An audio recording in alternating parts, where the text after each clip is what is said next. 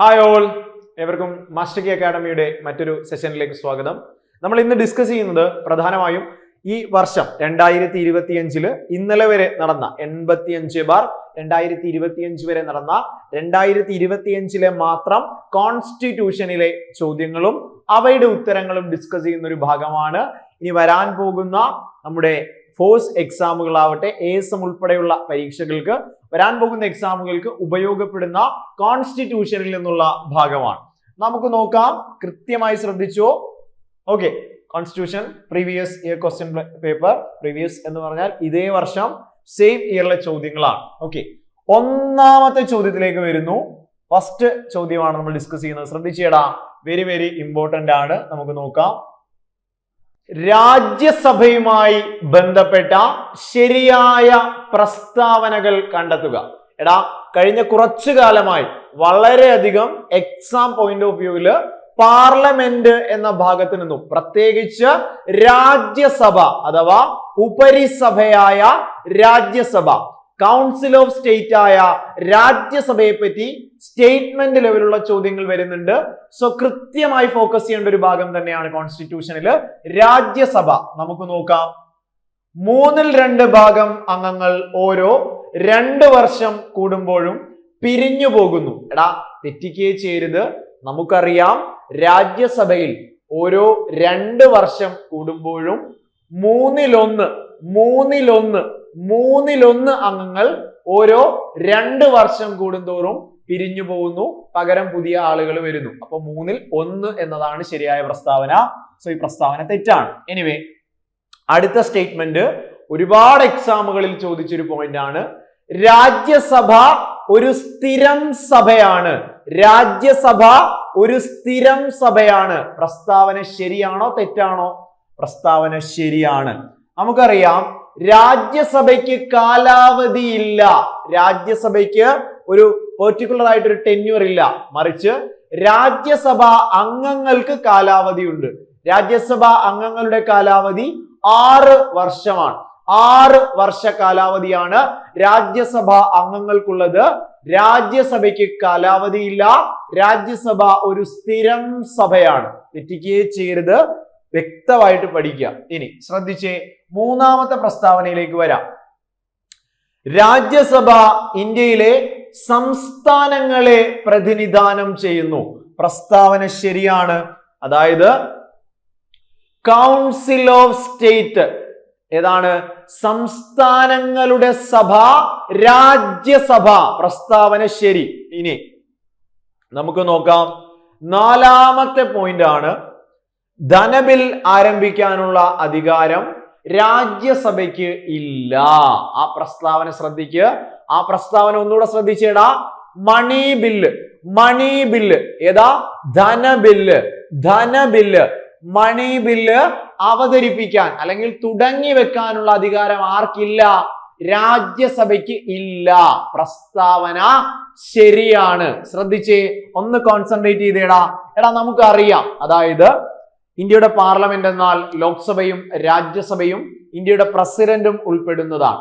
അവിടെ സവിശേഷമായി എടുത്തു പഠിക്കുന്ന ഒരു കാര്യമാണ് ആർട്ടിക്കിൾ 110 പ്രകാരം. എടാ, മണി ബില്ല് ഏതാണ്? ആർട്ടിക്കിൾ 110 മണി ബില്ലാണല്ലേ.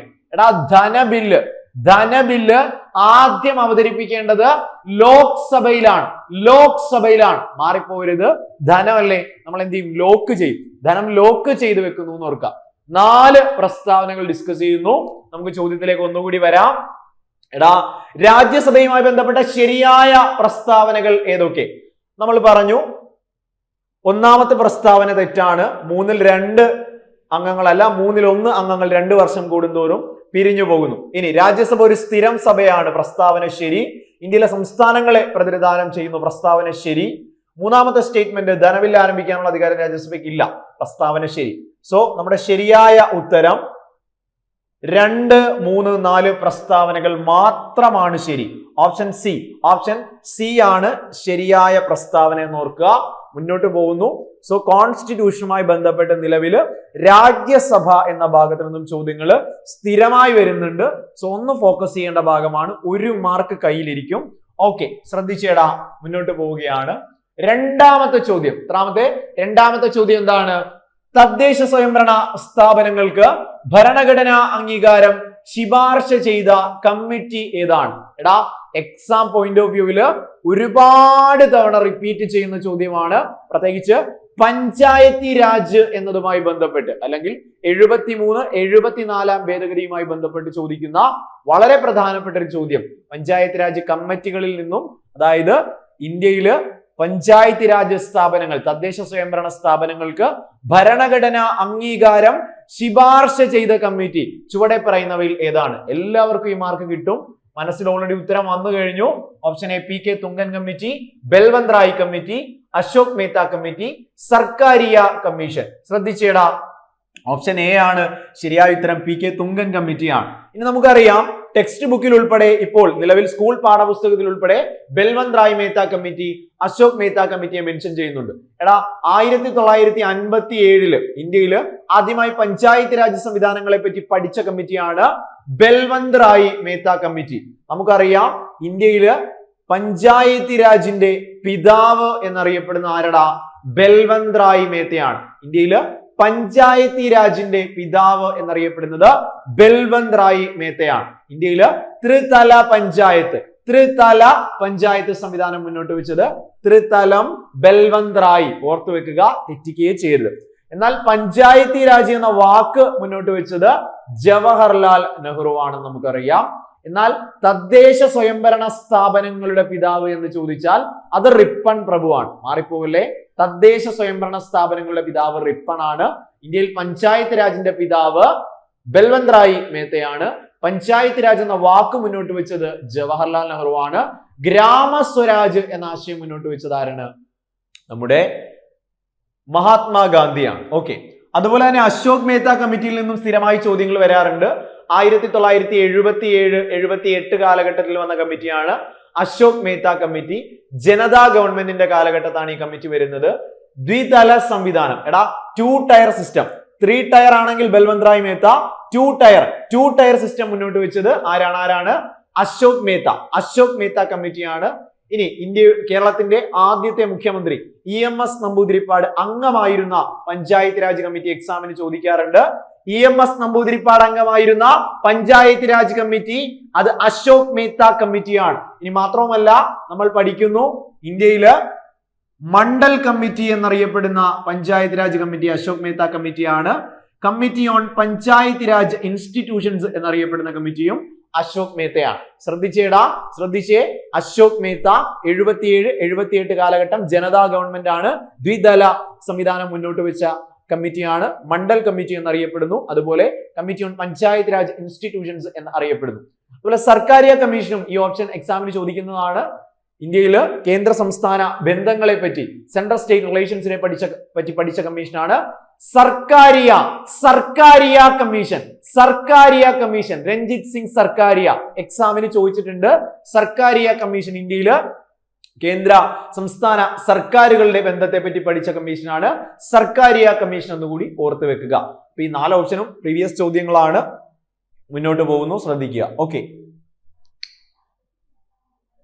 മൂന്നാമത്തെ ചോദ്യമാണ്, താഴെ തന്നിരിക്കുന്നവയിൽ ഭരണഘടനയുടെ, ഇന്ത്യയുടെ മഹത്തായ കോൺസ്റ്റിറ്റ്യൂഷന്റെ 4ാം അധ്യായത്തിൽ പെടാത്തത് ഏതാണ്? എടാ, ശ്രദ്ധിക്ക്, തെറ്റിക്കുകയും ചെയ്യരുത്.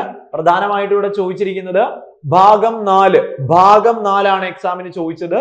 അതായത് തുല്യ ജോലിക്ക് തുല്യ വേതനം. എടാ, 4ാം ഭാഗം എന്ന് പറയുമ്പോൾ directive principles of state policy അഥവാ മാർഗനിർദ്ദേശക തത്വങ്ങളാണ് ഇന്ത്യൻ ഭരണഘടനയുടെ ഭാഗം 4. ആർട്ടിക്കിൾ 36 മുതൽ 51 വരെയാണ്. 36 മുതൽ 51 വരെ നമ്മൾ അയർലൻഡിൽ നിന്നും കടമെടുത്ത ആശയമാണ് മാർഗനിർദ്ദേശക തത്വങ്ങൾ. രാജ്യം അല്ലെങ്കിൽ രാജ്യത്തെ കേന്ദ്ര സംസ്ഥാന സർക്കാരുകൾ നടപ്പിലാക്കേണ്ട നിർദ്ദേശങ്ങളെ ഭരണഘടനയിൽ ഉൾപ്പെടുത്തിയിരിക്കുന്നു. സോ ഭാഗം 4 പറയുന്നതിൽ തുല്യ ജോലിക്ക് തുല്യ വേതനം നമുക്കറിയാം 39 ക്ലോസ് ഡിയിൽ പരാമർശിക്കുന്നു. Equal pay for equal work 39 small letter D ആണ് മാർഗനിർദ്ദേശക തത്വങ്ങളിൽ പരാമർശിക്കുന്നുണ്ട്. ഏത്? തുല്യ ജോലിക്ക് തുല്യ വേതനം. രണ്ടാമത്തതിലേക്ക് വാ. ഏകീകൃത സിവിൽ നിയമം. Very very important. അതായത് യൂണിഫോം സിവിൽ കോഡ്. എല്ലാവരുടെയും മനസ്സിൽ ഉത്തരം വന്നു. ആർട്ടിക്കിൾ എത്രയാ? യൂണിഫോം സിവിൽ കോഡ്, ഏകീകൃത സിവിൽ കോഡ് 44. ഓക്കെ, ക്ലിയർ ആണ്, വ്യക്തമാണ്. എടാ, യൂണിഫോം സിവിൽ കോഡ് ആദ്യം മുതലേ ഉണ്ടായിരുന്ന സംസ്ഥാനം ഗോവയായിരുന്നുവെങ്കിൽ റീസെന്റ് എക്സാമുകൾക്ക് ചോദിച്ചുകൊണ്ടേയിരിക്കുന്ന കറണ്ട് അഫയർ ആയിട്ട് നമ്മൾ പഠിക്കുന്ന രാജ്യത്ത് ഈ അടുത്ത് അല്ലെങ്കിൽ നിലവിൽ ഏകീകൃത സിവിൽ കോഡ് നിയമം പാസ്സാക്കിയ ആദ്യ സംസ്ഥാനം അത് ഉത്തരാഖണ്ഡ് ആണ്. പ്രീവിയസ് ആണ്, റീസെന്റ് ചോദിച്ചതാണ്, തെറ്റിക്കുകയും ചെയ്തത്. So equal pay for equal work article 39 small letter D ആണ്. 44 യൂണിഫോം സിവിൽ കോഡ് ആണ്.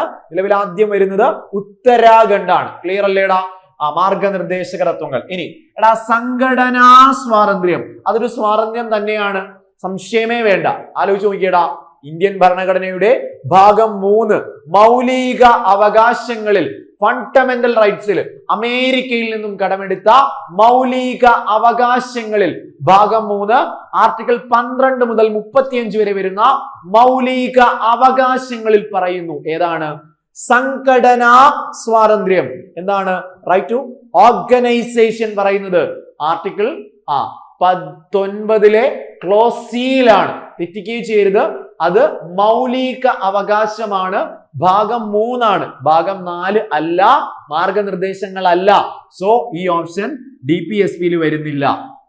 ഇനി പൊതു തൊഴിലിൽ തുല്യ അവസരം. എടാ, പദവിയിലും പൊതു നിയമനങ്ങളിലും തുല്യ അവസരം, equality of opportunity in public offices ഏതിലാടാ? അത് ഭാഗം 3 മൗലിക അവകാശങ്ങളിൽ ആർട്ടിക്കിൾ 16 ആണ് അവസര സമത്വം. സോ അതും ഭാഗം 4 മാർഗനിർദ്ദേശങ്ങളിലല്ല. സോ ചോദ്യം DPSP-യിൽ ഇവിടെ വരുന്നത് ഏതൊക്കെയാ? 1 and 2 ആണ്. 1 and 2 ആണ്. നമുക്ക് നോക്കാം. 4-ാം അധ്യായത്തിൽ പെടാത്തത് എന്ന് ചോദിച്ചാൽ 3ഉം 4ഉം പെടില്ല എന്ന് പഠിക്കുക. ക്ലിയർ ആണ്. എടാ, കോൺസ്റ്റിറ്റ്യൂഷൻ എന്ന് പറയുന്ന ഭാഗത്തിനൊന്നും പ്രത്യേകിച്ച് ഫോഴ്സ് എക്സാമുകളിൽ 8 മാർക്കോളം വരുന്ന ഒരു ചോദ്യം ഉണ്ടാവും. വളരെ നിർണായകമാണ്. സിമ്പിൾ ആയിട്ട് പഠിച്ചിട്ട് പോയാൽ കൃത്യമായി കിട്ടുന്ന മാർക്ക് നിസ്സാരമായിട്ട് കാണരുത്. പ്രീവിയസ് പഠിച്ചാൽ തന്നെ ഷുവർ ഷോട്ട് ആയിട്ട് കിട്ടുന്ന 8ഓളം മാർക്ക് കളയരുത്. മുന്നോട്ട് പോകുന്നു. എടാ, നമ്മുടെ സിലബസ് തന്നെ കൃത്യമായി ഫോളോ ചെയ്തോ, മാർക്ക് കിട്ടും. ഓക്കെ, ഇനി 2024 ലോക്സഭാ തിരഞ്ഞെടുപ്പ്, ഏറ്റവും അവസാനം നടന്ന ലോക്സഭാ തിരഞ്ഞെടുപ്പ് നമുക്കറിയാം. 2024 18ാം ലോക്സഭയിലേക്കാണല്ലേ, 18ാം ലോക്സഭാ തിരഞ്ഞെടുപ്പാണ് നടന്നത്.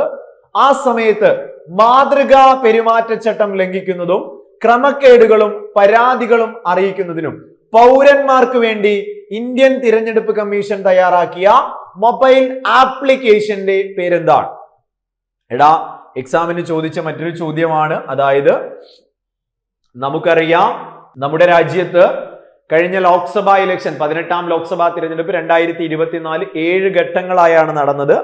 രാജ്യത്ത് ഇലക്ഷൻ കമ്മീഷൻ ഓഫ് ഇന്ത്യ, കേന്ദ്ര തിരഞ്ഞെടുപ്പ് കമ്മീഷൻ ആർട്ടിക്കിൾ 324 തെറ്റിക്കുകയും ചെയ്തത് ബേസിക് ഫാക്ട് ആണ്. കേന്ദ്ര തിരഞ്ഞെടുപ്പ് കമ്മീഷൻ. എടാ, നിലവിൽ കോൺസ്റ്റിറ്റ്യൂഷനുമായി ബന്ധപ്പെട്ട് മാച്ച് ദ ഫോളോയിങ്ങിൽ നിന്നുള്ള ചോദ്യങ്ങൾ ഒരുപാട് വരുന്നുണ്ട്. ഒരു സൈഡിൽ ഒന്നെങ്കിൽ ഭരണഘടനാ ഭേദഗതികൾ തമ്മിൽ ഫാക്റ്റുകൾ തമ്മിൽ കണക്ട് ചെയ്യുക, അല്ല എങ്കിൽ റീസെന്റ് കൂടി ചോദിച്ച ആർട്ടിക്കിളുകൾ, അനുച്ഛേദങ്ങൾ ഒരു സൈഡിൽ തരും, ഭരണഘടനാ സ്ഥാപനങ്ങൾ തരും, അത് കണക്ട് ചെയ്യുക. സോ തിരഞ്ഞെടുപ്പ് കമ്മീഷൻ ഒരു ഭരണഘടനാ സ്ഥാപനമാണ്. ആർട്ടിക്കിൾ 324 അനുച്ഛേദം. കൃത്യമായി പഠിക്കുക. നിലവിൽ ഇന്ത്യയുടെ കേന്ദ്ര തിരഞ്ഞെടുപ്പ് കമ്മീഷണർ, മുഖ്യ തിരഞ്ഞെടുപ്പ് കമ്മീഷണറുടെ പേര് ജ്ഞാനേഷ് കുമാർ. എടാ, 3 പേരടങ്ങുന്നതാണ് ഇന്ത്യയുടെ കേന്ദ്ര തിരഞ്ഞെടുപ്പ് കമ്മീഷൻ. നിലവിൽ ജ്ഞാനേഷ് കുമാർ ആണ് മുഖ്യ തിരഞ്ഞെടുപ്പ് കമ്മീഷണർ. വിവേക് ജോഷി, സുഖ്ബീർ സിംഗ് സന്ധു. ആരൊക്കെയാ? ആർട്ടിക്കിൾ 324 ആസ്ഥാനം ന്യൂഡൽഹി, നിർവാചൻ സദൻ ന്യൂഡൽഹി ആണ്. നമുക്കറിയാം, ജ്ഞാനേഷ് കുമാർ, വിവേക് ജോഷി, സുഖ്ബീർ സിംഗ് സന്ധു എന്നിവരാണ്. എടാ, തെറ്റിക്കുകയേ ചെയ്യരുത്. വെരി വെരി ഇമ്പോർട്ടന്റ് ആണ്. ഇലക്ഷൻ കമ്മീഷൻ ഓഫ് ഇന്ത്യ 2024 തിരഞ്ഞെടുപ്പില് പെരുമാറ്റച്ചട്ട ലംഘനം അതുപോലെയുള്ള കുറ്റകൃത്യങ്ങൾ ശ്രദ്ധയിൽപ്പെട്ടാൽ അത് അധികൃതരെ അറിയിക്കുന്നതിനായിട്ട് തുടങ്ങി വെച്ച ഒരു ആപ്ലിക്കേഷൻ, ഒരു മൊബൈൽ ആപ്ലിക്കേഷൻ ഉണ്ട്. അതേതാണ്? ECI vigil, E vigil, KYC, C vigil എന്നിവയാണ്. തെറ്റിക്കുകയെ ചെയ്യരുത്, കൃത്യമായി പഠിക്കുക. സി വിജിൽ, ഓപ്ഷൻ ഡി ആണ് ശരിയായ ഉത്തരം. തിരഞ്ഞെടുപ്പ് കമ്മീഷൻ 2024 ലോക്സഭാ തിരഞ്ഞെടുപ്പില് പെരുമാറ്റച്ചട്ടങ്ങളുമായി ബന്ധപ്പെട്ട് മറ്റ് കുറ്റകൃത്യങ്ങൾ ഉണ്ടെങ്കിൽ ആ പരാതികൾ അധികൃതരെ അറിയിക്കുന്നതിനുള്ള സംവിധാനം ഒരു മൊബൈൽ ആപ്ലിക്കേഷൻ ആണ്. ഏതാ? C vigil, citizens vigil. അതായത് പൗരന്മാർ വളരെ വിജിലന്റ് ആയിട്ടിരുന്നാലല്ലേ പരാതിപ്പെടാൻ പറ്റൂ. സി വിജിൽ, സി വിജിലാണ്. ഈ ഓപ്ഷൻ നോക്കിക്കേ. അടുത്ത ചോദ്യമായിട്ട് വരാം. ഇതും ആ ഒരു ലോക്സഭാ ഇലക്ഷന്റെ സമയത്താണ്. No your candidate, no your candidate, KYC, no your candidate എന്ന് വെച്ചാൽ എന്താ? സിമ്പിൾ ആയിട്ട് പഠിക്ക്, ക്ലിയർ ആയിട്ട് പഠിക്ക്. അതായത് ലോക്സഭാ തിരഞ്ഞെടുപ്പുമായി ബന്ധപ്പെട്ട് നമ്മുടെ ഓരോരുത്തരുടെയും കേരളമാണെങ്കിൽ 20 ലോക്സഭാ മണ്ഡലങ്ങളാണുള്ളത്. സ്വാഭാവികമായും നമ്മുടെ മുമ്പിൽ പല രാഷ്ട്രീയ പാർട്ടികളുടെ സ്ഥാനാർത്ഥികൾ ഉണ്ടാവും. ആസ് എ വോട്ടർ നമുക്കറിയാം, ഒരു വോട്ട് ചെയ്യുന്ന സമ്മതിദായകൻ എന്നുള്ള നിലയിൽ നമ്മൾ പല കാരണങ്ങൾ മുൻനിർത്തിയായിരിക്കും ഒരാൾക്ക് വോട്ട് ചെയ്യുക. എനിവേ നമ്മുടെ ഓരോ മണ്ഡലത്തിലെയും സ്ഥാനാർത്ഥികൾ ആരൊക്കെയാണ്, അവരെന്തൊക്കെയാണ്, അവരുടെ ബാക്ക്ഗ്രൗണ്ട് എന്താണ്, കൃത്യമായ അവരെ പറ്റിയുള്ള വിവരങ്ങൾ തരുന്ന ഒരു ആപ്ലിക്കേഷൻ ആയിരുന്നു നോ യുവർ കാൻഡിഡേറ്റ്. നമുക്ക് പരസ്പരം നോക്കാം. 3-4 കാൻഡിഡേറ്റ്സ് ആണ് ഉള്ളത്. ഇതിൽ ആരാണ് ബെറ്റർ എന്ന് കൃത്യമായ ഒരു വോട്ടറിന് മനസ്സിലാക്കാൻ കഴിയുന്ന തരത്തിലുള്ള ഒരു ആപ്ലിക്കേഷൻ ആയിരുന്നു no your candidate. No your candidate, KYC. ഈ 2 പോയിന്റ് കൂടെ പറയാം. നമുക്കറിയാം ഈ ഇലക്ഷൻ ഡ്യൂട്ടി ചെയ്യുന്നത് സർക്കാർ ഉദ്യോഗസ്ഥരാണ്. തിരഞ്ഞെടുപ്പ് കമ്മീഷന് ഉദ്യോഗസ്ഥ സംവിധാനം ഇല്ല, മറിച്ച് സർക്കാർ ഉദ്യോഗസ്ഥരെ, കേന്ദ്ര സംസ്ഥാന സർക്കാർ ഉദ്യോഗസ്ഥരെ പരിശീലനം നൽകി തിരഞ്ഞെടുപ്പ് ചുമതലയ്ക്കായിട്ട് അവർ നിയോഗിക്കുകയാണ് ചെയ്യുക. സിമ്പിൾ ബേസിക് ഫാക്ട് ആണ്, തെറ്റാതെ എഴുതുക. അപ്പൊ അത്തരത്തില് ഈ സർക്കാർ ഉദ്യോഗസ്ഥരെ തിരഞ്ഞെടുപ്പ് ചുമതലകൾക്കായി നിയോഗിക്കുന്നതിനായിട്ട് ഒരു പോർട്ടൽ പുറത്തിറക്കിയിരുന്നു. ആ സമയത്ത് സർക്കാർ ഉദ്യോഗസ്ഥരെ തിരഞ്ഞെടുപ്പ് ചുമതലകൾക്കായിട്ട് എന്ത് ചെയ്യാൻ വേണ്ടി വിനിയോഗിക്കുന്നതിനായിട്ട് ഒരു പോർട്ടൽ തയ്യാറാക്കിയിരുന്നു. ആ പോർട്ടലിന്റെ പേര് ഓർഡർ പോർട്ടൽ. എന്താണ്? ഓർഡർ പോർട്ടൽ എന്നാണ്. അപ്പോ KYC, നോ യുവർ കാൻഡിഡേറ്റ്, പരാതി നൽകാൻ സി വിജിൽ, അതുപോലെ ഓർഡർ എന്ന പേരിൽ ഒരു പോർട്ടലും പുറത്തിറക്കി.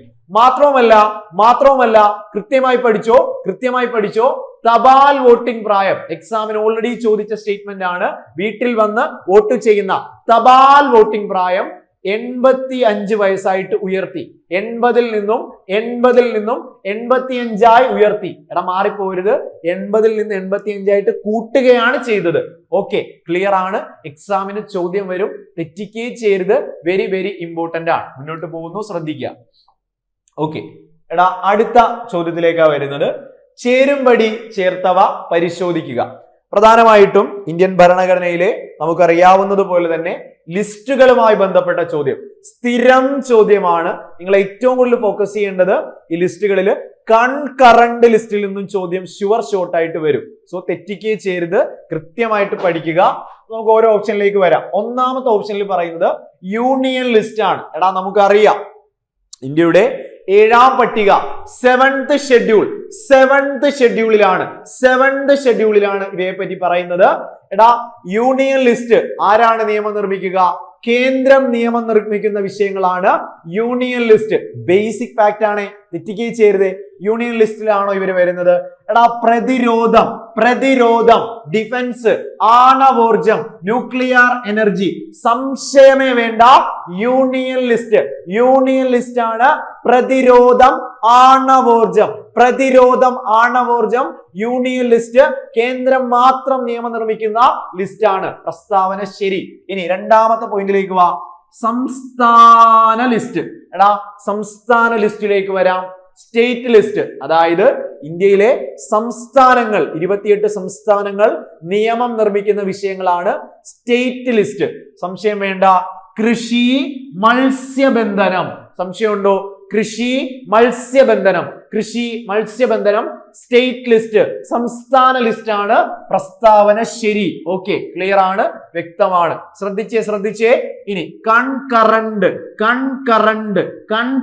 ലിസ്റ്റ് ശ്രദ്ധിക്കടാ, എക്സാമിന് ചോദിക്കും. ശ്രദ്ധിക്ക്, അതായത് കൺകറന്റ് ലിസ്റ്റ്, അതായത് സംസ്ഥാനങ്ങൾക്കും കേന്ദ്രത്തിനും അല്ലെങ്കിൽ കേന്ദ്രത്തിനും സംസ്ഥാനങ്ങൾക്കും ഒരുപോലെ നിയമം നിർമ്മിക്കാൻ കഴിയുന്ന വിഷയങ്ങളാണ് സമവർത്തി ലിസ്റ്റ് അല്ലെങ്കിൽ concurrent list.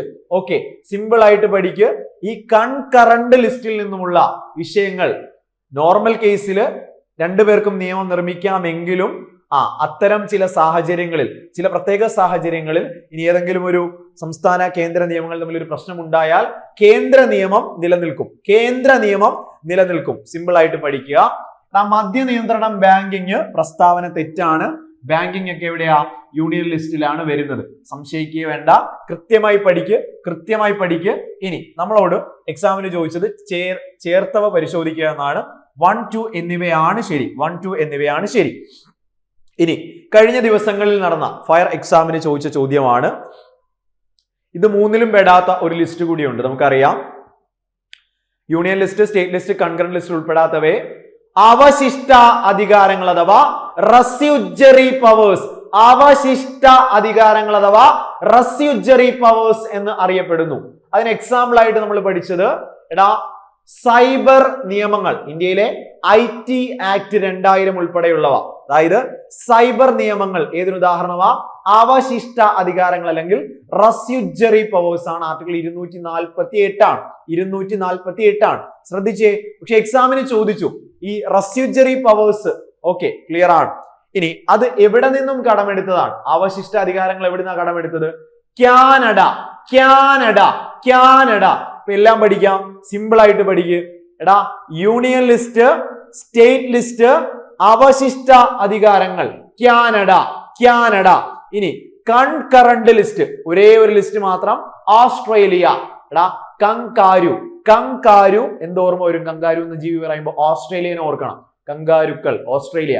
Kangaroo, concurrent list Australia. ബാക്കി മൂന്നും യൂണിയൻ, സ്റ്റേറ്റ്, അവശിഷ്ട അധികാരങ്ങൾ കാനഡയിൽ നിന്നുമാണ് കടമെടുത്തത്. കഴിഞ്ഞ ദിവസം ചോദിച്ച ചോദ്യമാണ്, തെറ്റിക്കേ ചെയ്യരുത്, വെരി ഇമ്പോർട്ടന്റ്. ഇനി ഈ കൺകറന്റിൽ നിന്നും സ്ഥിരമായി ചോദിക്കുന്ന കുറെ കാര്യങ്ങളുണ്ട്. അതായത് കൺകറന്റിൽ നിന്നുമാണ് ഏത്? വൈദ്യുതി ചോദിക്കാറുണ്ട്. അതുപോലെ തന്നെ വിദ്യാഭ്യാസം, വനം പോലെയുള്ള കാര്യങ്ങള്. ഇനി ട്രേഡ് യൂണിയനുകൾ എക്സാമിന് ചോദിക്കുന്നതാണ്. Concurrent very important. കൃത്യമായി പഠിച്ചിട്ട് പോവുക. മുന്നോട്ട് പോകുന്നു. അടുത്ത ചോദ്യം ശ്രദ്ധിച്ചേടാ, ഫുൾ ആയിട്ട് കോൺസെൻട്രേറ്റ് ചെയ്യണേ, തെറ്റിക്കുകയും ചെയ്യരുത്. നിലവിലെ കേന്ദ്ര പാർലമെന്ററി കാര്യ വകുപ്പ് കൈകാര്യം ചെയ്യുന്നത് ആരാണെന്ന് നോക്കാം. നിലവിൽ ഇന്ത്യയുടെ പാർലമെന്ററി കാര്യ വകുപ്പ് കൈകാര്യം ചെയ്യുന്നത് കിരൺ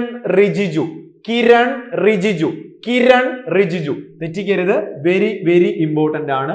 നിലവിൽ ഇന്ത്യയുടെ പാർലമെന്ററി കാര്യ വകുപ്പ് കൈകാര്യം ചെയ്യുന്ന മന്ത്രി കിരൺ റിജിജു ആണ്. പ്രസ്താവന ശരിയായി പഠിക്കുക. 7ാമത്തെ ചോദ്യത്തിലേക്ക് പോവുകയാണ്. ഇന്ത്യൻ പ്രസിഡന്റിന്റെ അധികാരവുമായി ബന്ധപ്പെട്ട തെറ്റായ പ്രസ്താവന തിരിച്ചറിയുക. ഇന്ത്യയുടെ പ്രസിഡന്റ്, ഇന്ത്യയുടെ ഹെഡ് ഓഫ് ദ സ്റ്റേറ്റ്, രാഷ്ട്ര തലവനായ ഇന്ത്യൻ പ്രസിഡന്റിനെ പറ്റി സംബന്ധിക്കുന്ന സ്റ്റേറ്റ്മെന്റുകളിലേക്ക് പോകാം. 1ാമത്തെ പോയിന്റ്, മന്ത്രിമാരെ നിയമിക്കാനുള്ള അധികാരം. ശ്രദ്ധിച്ചേ, നമ്മുടെ രാജ്യത്ത് പ്രധാനമന്ത്രിയെ നിയമിക്കുന്നത് പ്രസിഡന്റ് ആണ്. പ്രധാനമന്ത്രി നിർദ്ദേശിക്കുന്നത് പ്രകാരം അദ്ദേഹം നിർദ്ദേശിക്കുന്ന മന്ത്രിമാരെയും നിയമിക്കുന്ന ആര് തന്നെയാണ്? Appointing prime minister and the cabinet ministers. ആര് തന്നെയാ? പ്രസിഡന്റ് ആണ്. റീസെന്റ് 3ാം മോദി സർക്കാർ 2024 ജൂൺ 9 സത്യപ്രതിജ്ഞ ചെയ്ത് അധികാരമേൽക്കുമ്പോൾ ഞാനും നിങ്ങളും കണ്ടതാണ്. പ്രസിഡന്റ് ദ്രൗപദി മുർമു, ഇന്ത്യയുടെ 15ാമത്തെ പ്രസിഡന്റ് ആയിട്ടുള്ള ദ്രൗപദി മുർമു, ഇന്ത്യയുടെ 2ാമത്തെ വനിതാ പ്രസിഡന്റ് ആയിട്ടുള്ള ദ്രൗപദി മുർമു എന്ത് ചെയ്തു? അവരെ നിയമിക്കുന്നത് നമ്മൾ കണ്ടതാണ്. സോ ആ പോയിന്റ് ക്ലിയർ ആണ്. ഇനി കോർട്ട് മാർഷൽ കേസുകൾക്ക് മാപ്പ് നൽകാനുള്ള അധികാരം. ആ പ്രസ്താവന ശരിയല്ലേടാ? നമുക്കറിയാം, നമ്മുടെ രാജ്യത്തെ ഏറ്റവും ലാസ്റ്റ് റിസോർട്ടാണ്, ഏറ്റവും അവസാനത്തെ നമ്മുടെ ആശ്രയമാണ് പ്രസിഡന്റ് ആയിട്ട് നമ്മൾ കാണുന്നത്. കോടതി പോലും തള്ളിയ വിഷയങ്ങളിൽ ദയാഹർജി ഉൾപ്പെടെയുള്ള അവസാന റിസോർട്ട് എന്ന പേരിലാണ് ആരെ അറിയപ്പെടുക? ഇന്ത്യയുടെ പ്രസിഡന്റിനെ അറിയപ്പെടുക. ഇനി അടുത്ത സ്റ്റേറ്റ്മെന്റിലേക്ക് വരാം. താഴെയുള്ള ഉദ്യോഗസ്ഥരെ നിയമിക്കാനുള്ള സമ്പൂർണ്ണ അധികാരം എന്നൊരു അധികാരമില്ല. സമ്പൂർണമായും താഴെയുള്ള ഉദ്യോഗസ്ഥരെ നിയമിക്കാനുള്ള അധികാരം പ്രസിഡന്റിന് ഇല്ല എന്ന് പഠിക്കുക. ഇനി പാർലമെന്റ് വിളിച്ചുകൂട്ടാനുള്ള അധികാരം, ഇന്ത്യയുടെ പാർലമെന്റ് വിളിച്ചുകൂട്ടുന്ന ആരടാ? ഇന്ത്യൻ പ്രസിഡന്റ് ആണ്. നമ്മൾ പഠിക്കുമ്പോൾ ഇന്ത്യൻ പാർലമെന്റ് എന്ന ആശയം ബ്രിട്ടന്റെ സംഭാവനയാണ്. ഇന്ത്യ പാർലമെന്റ് എന്ന് പറയുമ്പോൾ ഇന്ത്യയുടെ പാർലമെന്റ് എന്നാൽ ലോക്സഭ, രാജ്യസഭ, ഇന്ത്യയുടെ പ്രസിഡന്റും അടങ്ങുന്നതാണ്. പാർലമെന്റ് വിളിച്ചു ചേർക്കുന്നതും അത് പിരിച്ചുവിടുന്നതും അടക്കം നിർണായകമായ റോള് പ്രസിഡന്റിന് പാർലമെന്റിലുണ്ട്. കൃത്യമായി പഠിക്കുക. അപ്പൊ ഓപ്ഷൻ 1, 2, 4 എന്നിവ ശരി. ഓപ്ഷൻ 3 ആണ് തെറ്റായ പ്രസ്താവന. അപ്പോ 7 സി ആണ് ഇവിടെ ആൻസർ വരിക. മുന്നോട്ട് വരിക, ശ്രദ്ധിക്ക്, കോൺസെൻട്രേറ്റ് ചെയ്തേടാ. 8ാമത്തെ ചോദ്യമാണ്. താഴെ പറയുന്നവയിൽ ആർക്കാണ് ഇന്ത്യയിലെ എല്ലാ കോടതികളിലും കേൾക്കാനുള്ള അവകാശം ഉള്ളത്? എടാ തെറ്റിക്കേ ചെയ്യരുത്. വെരി വെരി ഇമ്പോർട്ടന്റ് ആണ്. ശ്രദ്ധിച്ചേ, കോൺസെൻട്രേറ്റ് ചെയ്തേ. താഴെ പറയുന്നവയിൽ ആർക്കാണ് ഇന്ത്യയിലെ എല്ലാ കോടതികളിലും കേൾക്കാനുള്ള അവകാശമുള്ളത്? അഡ്വക്കേറ്റ് ജനറല്, ഇന്ത്യയുടെ അറ്റോർണി ജനറല്, ഇന്ത്യയിലെ നിയമമന്ത്രി, ലോക്സഭാ സ്പീക്കർ. നമുക്ക് നോക്കാം, ശ്രദ്ധിക്ക്. ശരിയായ ഉത്തരം ഏതാണ്? ഓപ്ഷൻ ബി ആണ്. ഇന്ത്യയുടെ അറ്റോർണി ജനറൽ, AG, ഇന്ത്യയുടെ അറ്റോർണി ജനറൽ ആണ്. കൃത്യമായി പഠിക്കുക.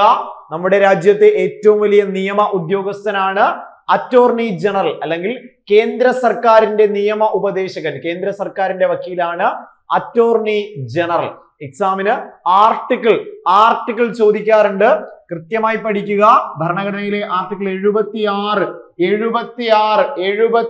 ആണ്. എടാ അറ്റോർണി ജനറലുമായി ബന്ധപ്പെട്ട അനുച്ഛേദം 76 ആണ്. ആരാണ് നിലവിൽ? ആർ വെങ്കിട്ടരമണി. 76 ആർ വെങ്കിട്ടരമണിയാണ് നിലവിൽ ഇന്ത്യയുടെ CAG, അറ്റോർണി ജനറൽ. തെറ്റിക്കുകയും ചെയ്യരുത്. ഇനി സംസ്ഥാനങ്ങളിലാണെങ്കിൽ നിയമ ഉദ്യോഗസ്ഥന്റെ പേര് അഡ്വക്കേറ്റ് ജനറൽ എന്നാണ്. ആർട്ടിക്കിൾ 165 എക്സാമിന് ആർട്ടിക്കിൾ മാച്ച് ചെയ്യാൻ ചോദിക്കും. എഴുതി വെച്ചോ. 76 ഓക്കെ, തെറ്റിക്കല്ലേടാ. 76 ആര്? Attorney general. നിലവിൽ കേന്ദ്രം ആരാണ്? അത് ആർ വെങ്കിട്ടരമണി. സംസ്ഥാനങ്ങളിൽ അഡ്വക്കേറ്റ് ജനറൽ 165 നിലവിൽ ഗോപാലകൃഷ്ണക്കുറുപ്പാണ് സംസ്ഥാനത്ത്. എടാ ഇനി ഇന്ത്യയിലെ നിയമമന്ത്രി നിലവിലാരാ? അർജുൻ റാം മേഘ്വാൾ ആണ് ഇന്ത്യയിൽ നിലവിലെ കേന്ദ്ര നിയമമന്ത്രി. Ministry of law and justice വരുന്നത് ആരടാ? അർജുൻ റാം മേഘ്വാൾ. ക്ലിയർ അല്ലേടാ? ഇനി ഓപ്ഷൻ ഡിയിലേക്ക് വന്നാലോ? ലോക്സഭാ സ്പീക്കർ, ലോക്സഭയുടെ അധ്യക്ഷനായ സ്പീക്കർ ഇതാ പുതിയ ലോക്സഭ ഇലക്ഷൻ ശേഷവും വീണ്ടും തിരഞ്ഞെടുക്കപ്പെടുന്നു. ഓം ബിർളയാണ്. ക്ലിയർ ആണ്, കൃത്യമാണ്. 76 അറ്റോർണി ജനറൽ, 166 അഡ്വക്കേറ്റ് ജനറൽ, നിയമമന്ത്രി അർജുൻ റാം മേഘ്വാൾ, അതുപോലെ ലോക്സഭാ സ്പീക്കർ ഓം ബിർള. ക്ലിയർ അല്ലേ? വ്യക്തമല്ലേ? മുന്നോട്ട് പോവാണ്. ശ്രദ്ധിക്ക്, ഫുൾ ആയിട്ട് കോൺസെൻട്രേറ്റ് ചെയ്തേടാ. അടുത്ത ചോദ്യം 9ാമത്തെ ചോദ്യത്തിലേക്ക് വരുന്നു. താഴെ കൊടുത്തിരിക്കുന്ന പട്ടികയിൽ നിന്ന് ശരിയായ പ്രസ്താവനകൾ തിരിച്ചറിയുക. എടാ എമർജൻസിയുമായി ബന്ധപ്പെട്ട്, അടിയന്തരാവസ്ഥയുമായി ബന്ധപ്പെട്ട് സീരിയസ്ലി പറയട്ടെ, 25 നടന്ന മാത്രം ചോദ്യപേപ്പറുകൾ പരിശോധിച്ചതിന്റെ അടിസ്ഥാനത്തിൽ പറയുകയാണ്. എമർജൻസി പ്രൊവിഷൻസിൽ നിന്നും ചോദ്യങ്ങൾ വരുന്നുണ്ട്. ക്ലിയർ ആയിട്ട് പഠിച്ചിട്ട് പോവുക. പ്രത്യേകിച്ച് മൗലിക അവകാശങ്ങൾ, ഫണ്ടമെന്റൽ റൈറ്റ്സ് എന്ത് ചെയ്യുന്നു? നമ്മുടെ അടിയന്തരാവസ്ഥ, എമർജൻസി കാലഘട്ടത്തിൽ നിഷേധിക്കപ്പെടുന്നത് സംബന്ധിച്ചുകൊണ്ടുള്ള ചോദ്യം റിപ്പീറ്റ് ചെയ്യുകയാണ്. കൃത്യമായി പഠിച്ചോ, 1 മാർക്ക് ഉറപ്പാണ്. ശ്രദ്ധിച്ചേടാ. നമുക്കറിയാം ഇന്ത്യൻ ഭരണഘടനയിലെ 6 മൗലിക അവകാശങ്ങൾ അത് അടിയന്തരാവസ്ഥ കാലഘട്ടത്തിൽ നിഷേധിക്കപ്പെടുന്നുണ്ട്. അങ്ങനെ പറയുന്ന ആർട്ടിക്കിൾ ഏതാ? അതായത് ആർട്ടിക്കിൾ അല്ല, ഇന്ത്യയിൽ അടിയന്തരാവസ്ഥ കാലത്ത് മൗലികാവകാശങ്ങൾ നിഷേധിക്കപ്പെടും എന്ന് പറയുന്നത് ഏത് രാജ്യത്ത് നിന്നെടുത്ത ഐഡിയ? അത് ജർമ്മനിയുടെ ആശയമാണ്. എന്നാൽ അടിയന്തരാവസ്ഥ എന്ന ആശയം 35 ഗവൺമെന്റ് ഓഫ് ഇന്ത്യ ആക്ടിൽ നിന്നുമാണ് എടുത്തത്. അതായത് 35 ഗവൺമെന്റ് ഓഫ് ഇന്ത്യ ആക്ടിൽ നിന്നും എടുത്ത ആശയമാണ് അടിയന്തരാവസ്ഥ.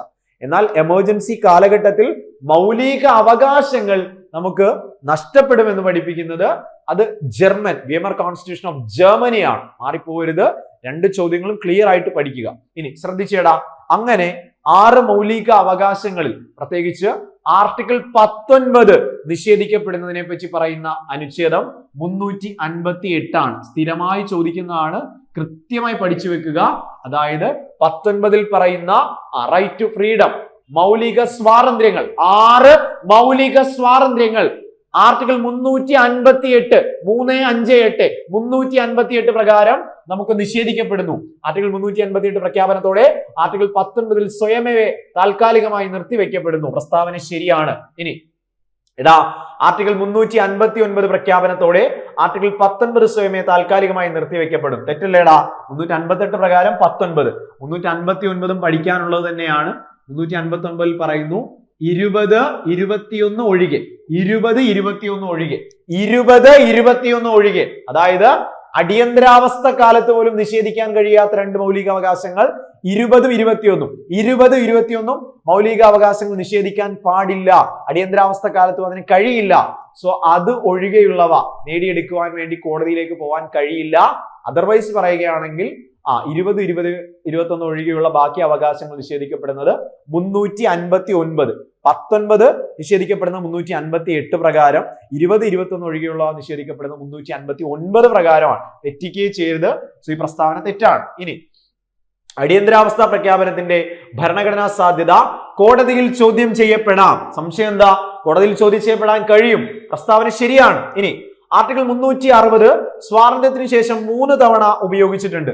ആലോചിച്ച് നോക്കിയടാ, നമുക്കറിയാം ആർട്ടിക്കിൾ 352 ദേശീയ അടിയന്തരാവസ്ഥ, 356 സംസ്ഥാന അടിയന്തരാവസ്ഥ അല്ലെങ്കിൽ പ്രസിഡന്റ് ഭരണം, 360 സാമ്പത്തിക അടിയന്തരാവസ്ഥ അല്ലെങ്കിൽ ഇക്കണോമിക് ഇമർജൻസി ആണ്.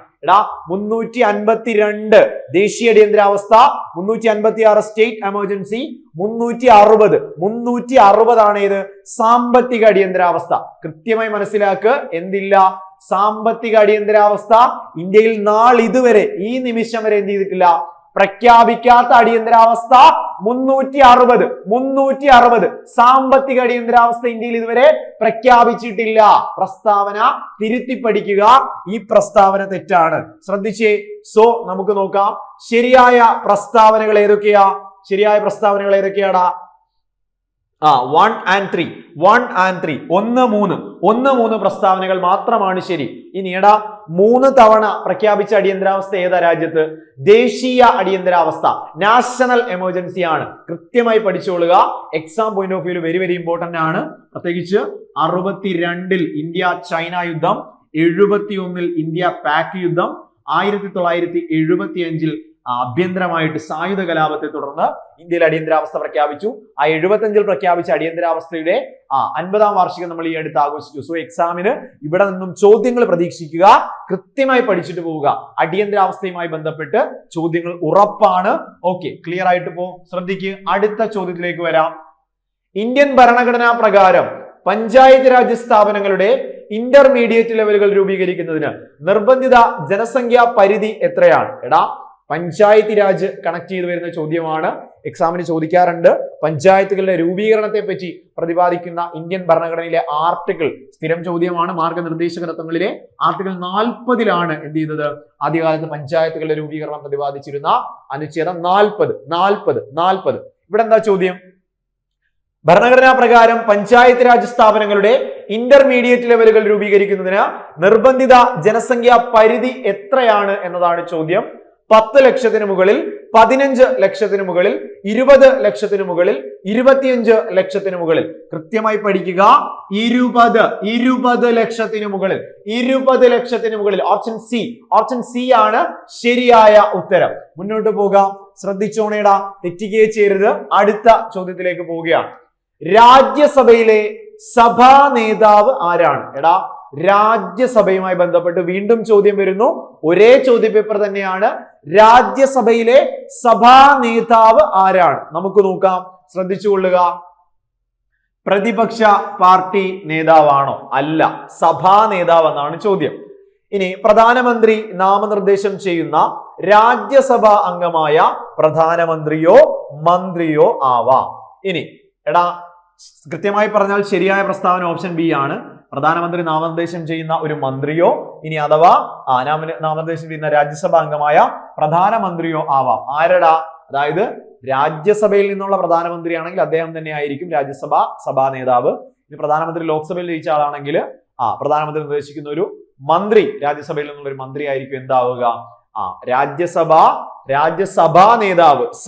നേതാവ് എന്നതാണ് ചോദ്യം. ഓക്കെ, ഓപ്ഷൻ ബി ആണ് ശരിയായ ഉത്തരം. ശ്രദ്ധിച്ചേ. ഇനി അടുത്ത ചോദ്യത്തിലേക്ക് വരാം.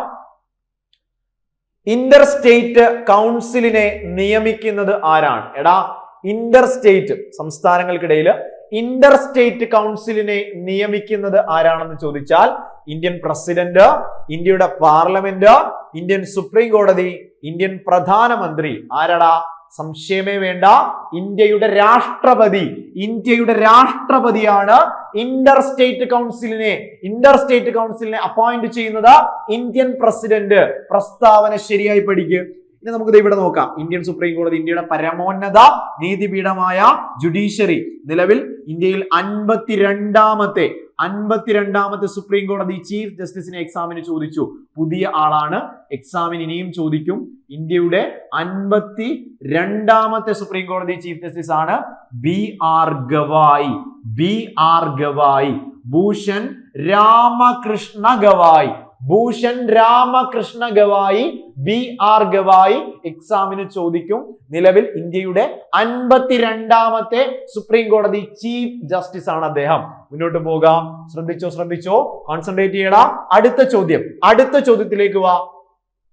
പഞ്ചായത്ത് രാജ് സ്ഥാപനങ്ങളിൽ, പഞ്ചായത്ത് രാജ് ഇൻസ്റ്റിറ്റ്യൂഷനുകളിൽ ഈ ഗവേണൻസ് ശക്തിപ്പെടുത്തുന്നതിനായി നമുക്കറിയാം, നമ്മുടെ നാട്ടിലെ താഴെ തട്ടിലുള്ള തദ്ദേശ സംവിധാനങ്ങളിലൊക്കെ തന്നെയും പഞ്ചായത്ത് രാജ് സംവിധാനങ്ങളിലൊക്കെ തന്നെയും ഈ ഗവേണൻസ്, കമ്പ്യൂട്ടർ അധിഷ്ഠിത ഭരണമാണ് നിലവിൽ കുറെ കൂടി മികവോടെ പോകുന്നത്. സോ പഞ്ചായത്തി രാജ് മന്ത്രാലയം, മിനിസ്ട്രി ഓഫ് പഞ്ചായത്തി രാജ് എന്ത് ചെയ്തിരിക്കുകയാണ്? ഒരു ഉപയോക്തൃ സൗഹൃദ വെബ് അധിഷ്ഠിത പോർട്ടൽ ആരംഭിച്ചു. അതായത് നമ്മുടെ രാജ്യത്ത് ഉടനീളം പഞ്ചായത്ത് രാജ് സംവിധാനങ്ങളെ കൂടുതൽ ഈ ഗവേണൻസിലേക്ക് എത്തിക്കുവാൻ, അതായത് ജനങ്ങൾക്ക് കുറെ കൂടി സൗഹൃദ അധിഷ്ഠിതമായ ഒരു വെബ് പോർട്ടൽ നമ്മുടെ പഞ്ചായത്ത് രാജ് മിനിസ്ട്രി കൊണ്ടുവന്നു. ചുവടെ പറയുന്നവയിൽ അത് ഏതാണ് എന്നാണ് ചോദ്യം. ഈ ഗ്രാമീൺ സ്വരാജ് പോർട്ടൽ, ഈ പഞ്ചായത്ത്, ഈ സേവാ പോർട്ടൽ, ഈ ഗ്രാമസ്വരാജ്. എടാ, ഓപ്ഷൻ ഡി ആണ് ശരിയായ സ്റ്റേറ്റ്മെന്റ്. ഓപ്ഷൻ ഡി, അതായത് നമ്മുടെ രാജ്യത്തെ മിനിസ്ട്രി ഓഫ് പഞ്ചായത്ത് രാജ് ഇൻസ്റ്റിറ്റ്യൂഷൻസുമായി ബന്ധപ്പെട്ട് ഈ ഗ്രാമസ്വരാജ് എന്ന പേരിലൊരു ഈ ഗവേണൻസ് അധിഷ്ഠിത പോർട്ടൽ ആരംഭിച്ചു എന്ന് പഠിക്കുക. നല്ലൊരു ചോദ്യമാണത്. ഇനി അടുത്ത ചോദ്യത്തിലേക്ക് വരികയാണ്. താഴെ പറയുന്ന പ്രസ്താവനകളിൽ ഏതാണ് കൂറുമാറ്റ നിരോധന നിയമവുമായി ബന്ധപ്പെട്ട് ശരിയായിട്ടുള്ളത്? എടാ, താഴെ പറയുന്നവയിൽ ഏതാ ആന്റി ഡിഫെക്ഷനുമായി ബന്ധപ്പെട്ട് ശരിയായ പ്രസ്താവനകൾ? കൂറുമാറ്റ നിരോധന നിയമം 1985 ഭരണഘടനയിൽ ചേർത്തു. 52ാം ഭേദഗതി നിയമമാണ്. പ്രസ്താവന ശരിയാണ്. 10ാം ഷെഡ്യൂളിൽ ഉൾപ്പെടുത്തിയിട്ടുണ്ട്. ശ്രദ്ധിച്ചേ, ആന്റി ഡിഫെക്ഷൻ ലോയുമായി ബന്ധപ്പെട്ട് കൂറുമാറ്റ നിരോധന നിയമം, നമുക്കറിയാം പാർലമെന്റിലെ അംഗങ്ങളുടെ അയോഗ്യതയുമായി ബന്ധപ്പെട്ട് കൂറുമാറ്റം, ആന്റി ഡിഫെക്ഷൻ, ഓക്കെ, അതായത് ഒരു പാർട്ടിയിൽ നിന്ന് മത്സരിച്ച് മറ്റൊരു പാർട്ടിയിലേക്ക് പോകുന്നതുമായി ബന്ധപ്പെട്ടുള്ള കൂറുമാറ്റത്തെ സംബന്ധിച്ചുള്ള കൂറുമാറ്റ നിരോധന നിയമത്തെ സംബന്ധിച്ചുള്ള സ്റ്റേറ്റ്മെന്റുകളാണ്. ഭേദഗതി 52ാം ഭേദഗതി 10ാം പട്ടിക 85 കോൺസ്റ്റിറ്റ്യൂഷനിൽ ചേർത്തു. 3 പ്രസ്താവനകളും all of the above. Option D ആണ് ഓൾ ഓഫ് ദി എബോ. മുഴുവൻ പ്രസ്താവനകളും ശരിയാണ് എന്ന് പഠിക്കുക. 14 ചോദ്യങ്ങൾ പിന്നിടുന്നു. 15ാമത്തെ ചോദ്യത്തിലേക്ക് പോകുന്നു. ശ്രദ്ധിച്ചേടാ, 73ാം ഭേദഗതി കണ്ടോടാ. പഞ്ചായത്ത് രാജിൽ നിന്ന് തന്നെ ഒരുപാട് ചോദ്യങ്ങൾ വരുന്നു. കൃത്യമായി പഠിച്ചിട്ട് പോകേണ്ട ഒരു ഭാഗം 100% ഉറപ്പാണ്. ശ്രദ്ധിച്ചേ, 73ാം ഭേദഗതി നിയമം നേരിട്ട് ബാധകമല്ലാത്ത സംസ്ഥാനങ്ങൾ തിരിച്ചറിയുക. നോക്കിയേ, ശ്രദ്ധിക്ക്. നാഗാലാൻഡ്, മിസോറാം,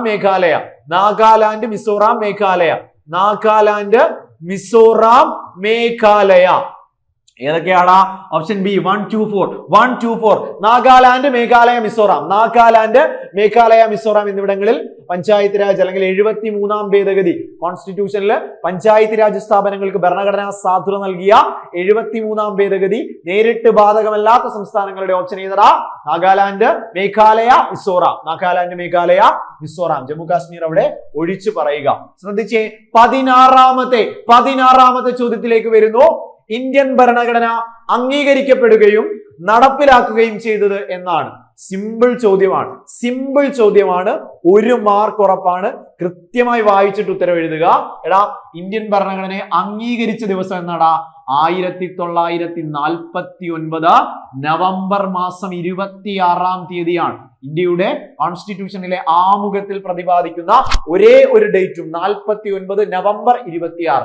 49 നവംബർ 26 കോൺസ്റ്റിറ്റ്യൂഷനെ ഭരണഘടനാ നിർമ്മാണ സഭ അല്ലെങ്കിൽ സമിതി അംഗീകരിച്ച ഡേറ്റ് ആണ്. ഇനി രണ്ടാമത്തെ ചോദ്യം എന്താ? നടപ്പിലാക്കിയത് അല്ലെങ്കിൽ കോൺസ്റ്റിറ്റ്യൂഷൻ നിലവിൽ വന്ന ഡേറ്റ് ഏതാ? സംശയമേ വേണ്ട, 50 ജാനുവരി 26. 1950 ജാനുവരി 26 ഭരണഘടന നിലവിൽ വന്നു. ക്ലിയർ അല്ലേ? സംശയം വേണ്ട, ക്ലിയർ ആയിട്ട് പഠിക്കുക. റീസെന്റ് 25 76ാം റിപ്പബ്ലിക് ദിനം ഇന്ത്യ ആഘോഷിച്ചു.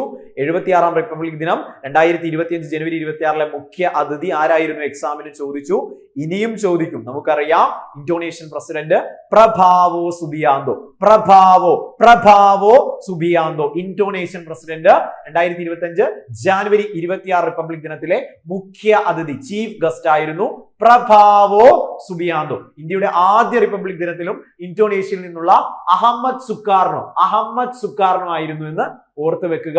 നമുക്കറിയാം, നിലവില് പഴയ രാജ്പത്ത് ഇപ്പോൾ കർത്തവ്യപത്ത് എന്നറിയപ്പെടുന്ന ഇടത്താണ് ഇതിന്റെ ആഘോഷങ്ങൾ നടക്കുക.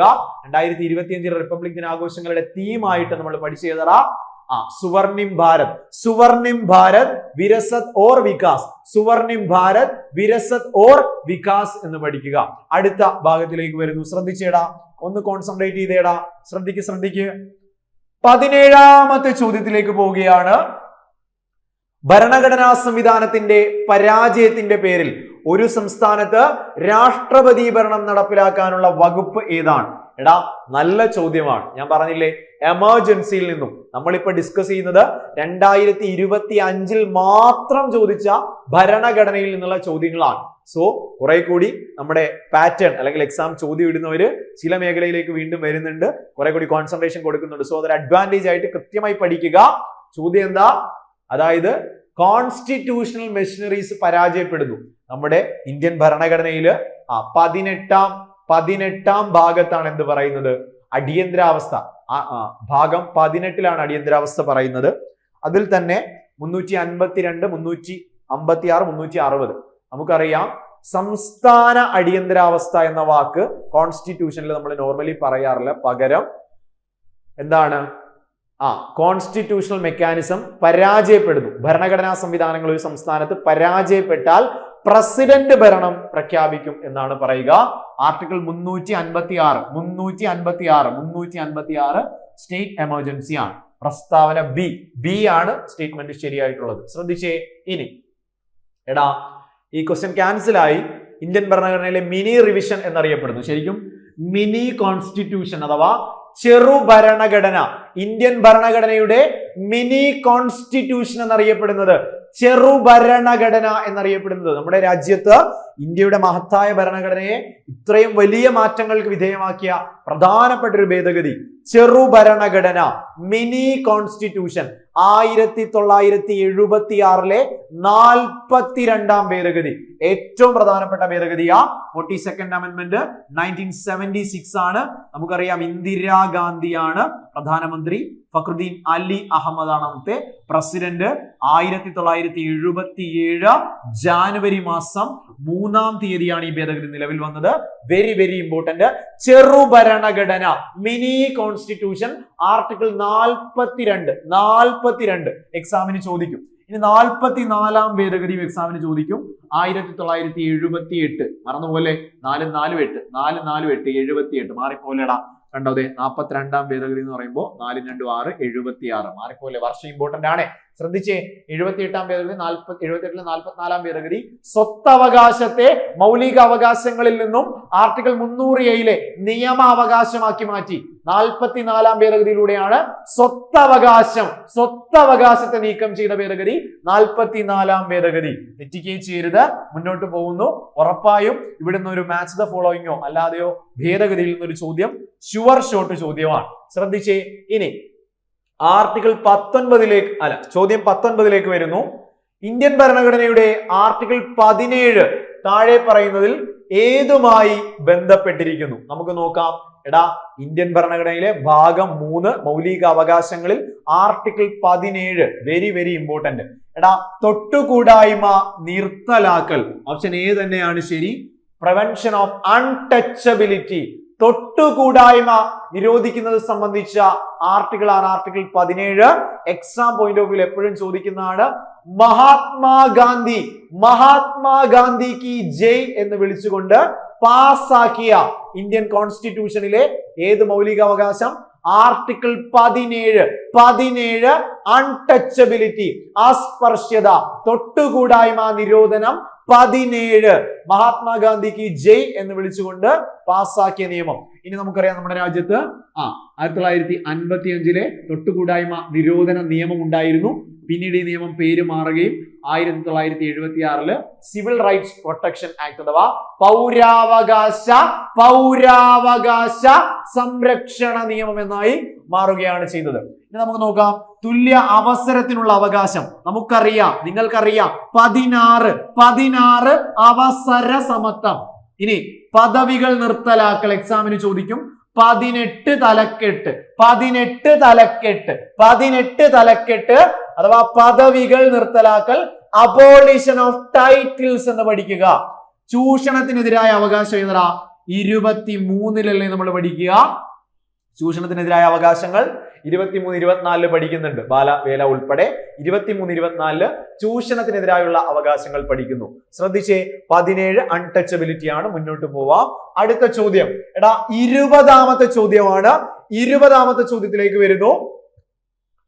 6 മുതൽ 14 വയസ്സ് വരെയുള്ള കുട്ടികൾക്ക് സൗജന്യവും നിർബന്ധിതവുമായ വിദ്യാഭ്യാസം നൽകണമെന്ന ഭരണഘടനാ ഭേദഗതി ഏതാണ്? മാതാപിതാക്കളുടെ കടമയാണെന്ന് നിർദ്ദേശിച്ച ഭേദഗതി ഏതാണ്? സ്ഥിരം ചോദ്യമാണ്. കൃത്യമായി പഠിച്ചോ, 1 മാർക്ക് ഉറപ്പാണ്. നമുക്കറിയാം 86ാം ഭരണഘടനാ ഭേദഗതി വർഷം 2002 പ്രകാരമാണ് ഇന്ത്യയില് മൗലിക അവകാശമായിട്ട് ആർട്ടിക്കിൾ 21A വിദ്യാഭ്യാസം ഒരു മൗലിക അവകാശമാക്കി മാറ്റിയത്. ഫ്രീഡം ഓഫ് എഡ്യൂക്കേഷനെ ഒരു ഫണ്ടമെന്റൽ റൈറ്റ്സ് ആക്കി മാറ്റിയ ഭേദഗതി 86ാം ഭേദഗതി 2002. അതേത് അനുച്ഛേദമുള്ള 21A ആണ്. സംശയമേ വേണ്ട. ഇനി 2009 റൈറ്റ് ടു എഡ്യൂക്കേഷൻ ആക്ട് ഉണ്ട്, വിദ്യാഭ്യാസ അവകാശ നിയമമുണ്ട്. നിയമം നിലവിൽ വന്ന വർഷം എക്സാമിന് ചോദിച്ചതാണ്. 2010 ഏപ്രിൽ മാസം 1-ാം തീയതി. 2010 ഏപ്രിൽ 1-ാം തീയതിയാണ് വിദ്യാഭ്യാസ അവകാശ നിയമം നിലവിൽ വന്നത്. മാറിപ്പോകരുത്, ശ്രദ്ധിച്ചിരിക്കുക. വെരി വെരി ഇമ്പോർട്ടന്റ് ആണ്. നമുക്ക് നോക്കാം. 21ാമത്തെ ചോദ്യമാണ്. 1928 ആരുടെ നേതൃത്വത്തിലാണ് ഇന്ത്യൻ ഭരണഘടനയുടെ കരട് രേഖ നിർമ്മിച്ചത്? ഈ ചോദ്യം പൂർണ്ണമായി വായിച്ചില്ല എങ്കിൽ എക്സാമിന് തെറ്റിപ്പോകാനുള്ള ഒരു സാധ്യത ഉണ്ടായിരുന്ന ഒരു ചോദ്യമാണ്. ചോദ്യം എന്താ? 1928 ആരുടെ നേതൃത്വത്തിലാണ് ഇന്ത്യൻ കോൺസ്റ്റിറ്റ്യൂഷന്റെ കരട് രേഖ എന്ന് പറയാൻ കഴിയുന്ന ഒരു ഡോക്യുമെന്റ് തയ്യാറാക്കിയത് എന്ന് ചോദിച്ചാൽ കൃത്യമായി പഠിക്കുക.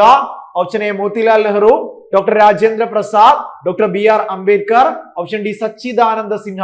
28 Nehru committee report, 1928 Nehru committee report ആദ്യകാല ശ്രമങ്ങളായി പരിഗണിക്കാം. വർഷം ഉൾപ്പെടെ ചോദ്യത്തിലുണ്ട്, സംശയിക്കാതെ കൃത്യമായി ആൻസർ ചെയ്യുക. ഇനി നമുക്കറിയാം ഇന്ത്യൻ ഭരണഘടന നിർമ്മാണ സഭ 1946 ഡിസംബർ 6 രൂപീകരിക്കപ്പെട്ടു.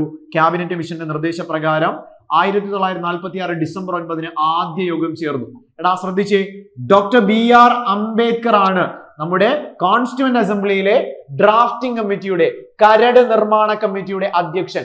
7 പേരടങ്ങുന്ന പ്രധാനപ്പെട്ട 8 കമ്മിറ്റികളിലെ ഒരു കമ്മിറ്റിയാണ് അംബേദ്കർ അധ്യക്ഷനായിരുന്ന 7 പേരടങ്ങുന്ന ഡ്രാഫ്റ്റിംഗ് കമ്മിറ്റി എന്ന് നമുക്കറിയാം. ഓക്കെ, അതുപോലെ തന്നെ ഡോക്ടർ രാജേന്ദ്ര പ്രസാദ് ഇന്ത്യൻ ഭരണഘടനാ നിർമ്മാണ സഭയുടെ, ഇന്ത്യയുടെ കോൺസ്റ്റിറ്റ്യൂവന്റ് അസംബ്ലിയുടെ സ്ഥിരം അധ്യക്ഷൻ, അല്ലെങ്കിൽ ഇന്ത്യയുടെ ഭരണഘടനാ നിർമ്മാണ സഭയുടെ അധ്യക്ഷൻ എന്ന് ചോദിച്ചാൽ ഡോക്ടർ രാജേന്ദ്ര പ്രസാദ് ആണ്. ഓപ്ഷൻ ഡി സച്ചിദാനന്ദ സിൻഹ സ്ഥിരമായി ചോദിക്കുന്നതാണ്. ആദ്യത്തെ ഇന്ത്യൻ ഭരണഘടനാ നിർമ്മാണ സഭയുടെ ആദ്യ ചെയർമാൻ അല്ലെങ്കിൽ താൽക്കാലിക അധ്യക്ഷൻ, പ്രായം കൂടിയ ആളായതുകൊണ്ട് അധ്യക്ഷൻ എന്നൊക്കെ പറഞ്ഞാൽ സച്ചിദാനന്ദ സിൻഹ. പേര് 4 ക്ലിയർ ആണ്. 28 കരട് തയ്യാറാക്കിയത്, 28 നെഹ്റു കമ്മിറ്റി, കോൺസ്റ്റിറ്റ്യൂവന്റ് അസംബ്ലിയുടെ ഡ്രാഫ്റ്റിംഗ് കമ്മിറ്റിയുടെ അധ്യക്ഷൻ അംബേദ്കർ, ഇന്ത്യൻ ഭരണഘടനാ നിർമ്മാണ സഭയുടെ അധ്യക്ഷൻ രാജേന്ദ്ര പ്രസാദ്, ആദ്യത്തെ അധ്യക്ഷൻ അല്ലെങ്കിൽ താൽക്കാലിക അധ്യക്ഷൻ സച്ചിദാനന്ദ സിൻഹ, ഡോക്ടർ സച്ചിദാനന്ദ സിൻഹയാണ്. 22ാമത്തെ ചോദ്യത്തിലേക്ക് വരാം. ചോദ്യത്തിലേക്ക് വാ, ശ്രദ്ധിക്ക്. ജനാധിപത്യ ഭരണഘടനയിൽ ഇല്ലാത്തത് ഏതാണ്? നമുക്ക് നോക്കാം.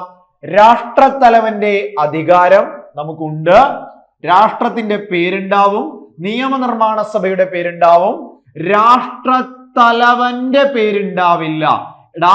ജനാധിപത്യ ഭരണഘടനയിൽ ഇല്ലാത്തത് ഏതെന്നാ ചോദിച്ചത്.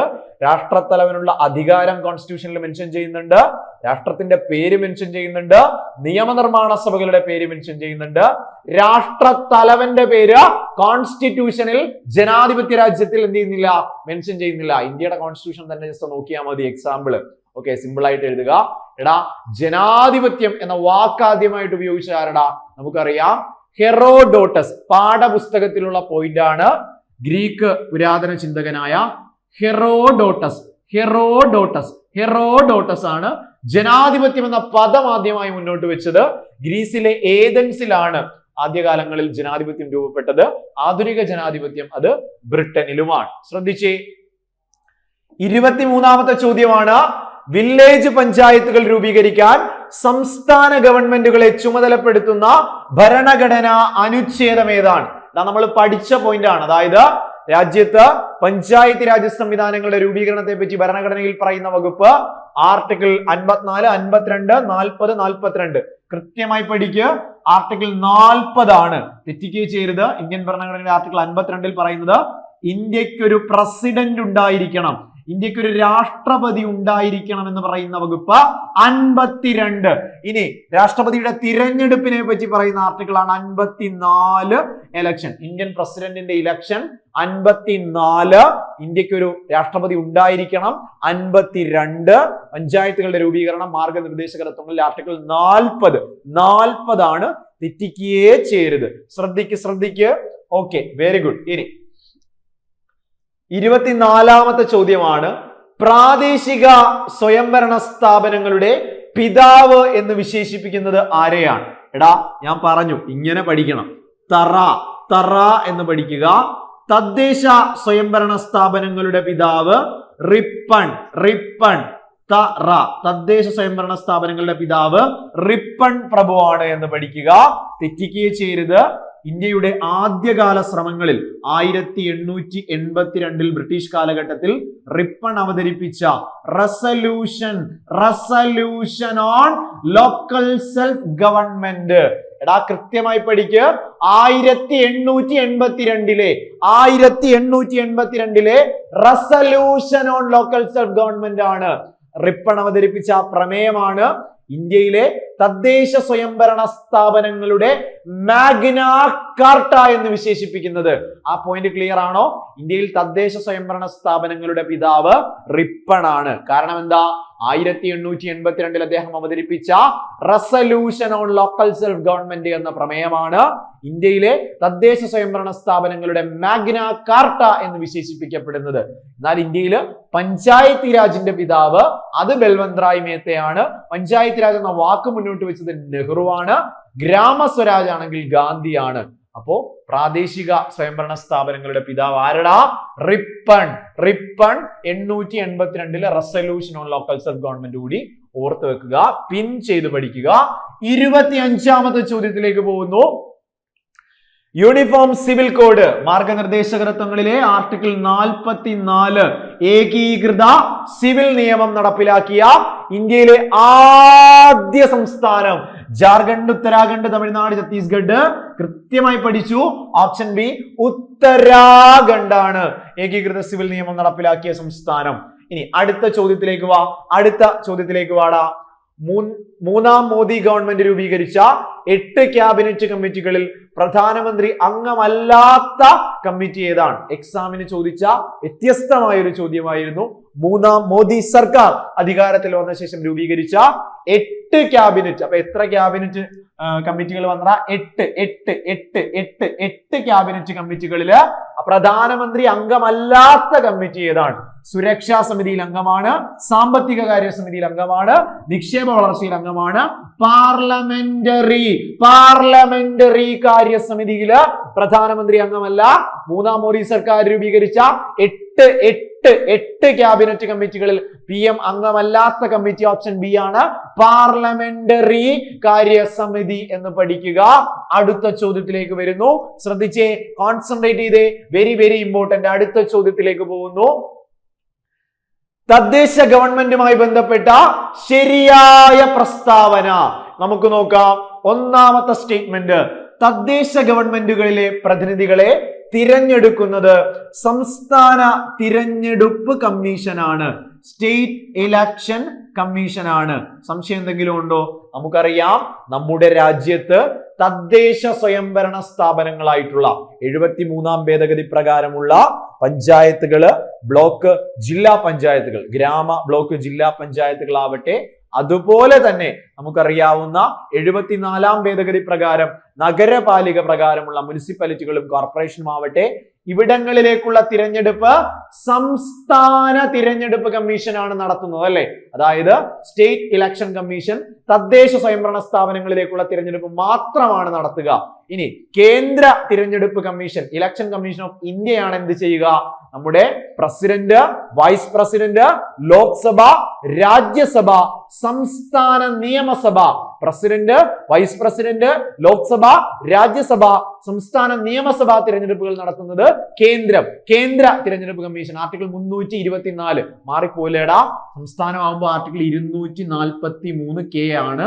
243 കെ, 243 ZA ടെക്സ്റ്റ് ബുക്കിൽ കിടക്കുന്ന വളരെ കേവലമായി പാഠപുസ്തകത്തിലുള്ള ഒരു പോയിന്റ് ആണ്. 243 കെ, 243 ZA എന്താണ്? സംസ്ഥാന തിരഞ്ഞെടുപ്പ് കമ്മീഷൻ. എടാ, നിലവിൽ ആരാ കേരളത്തില്? എ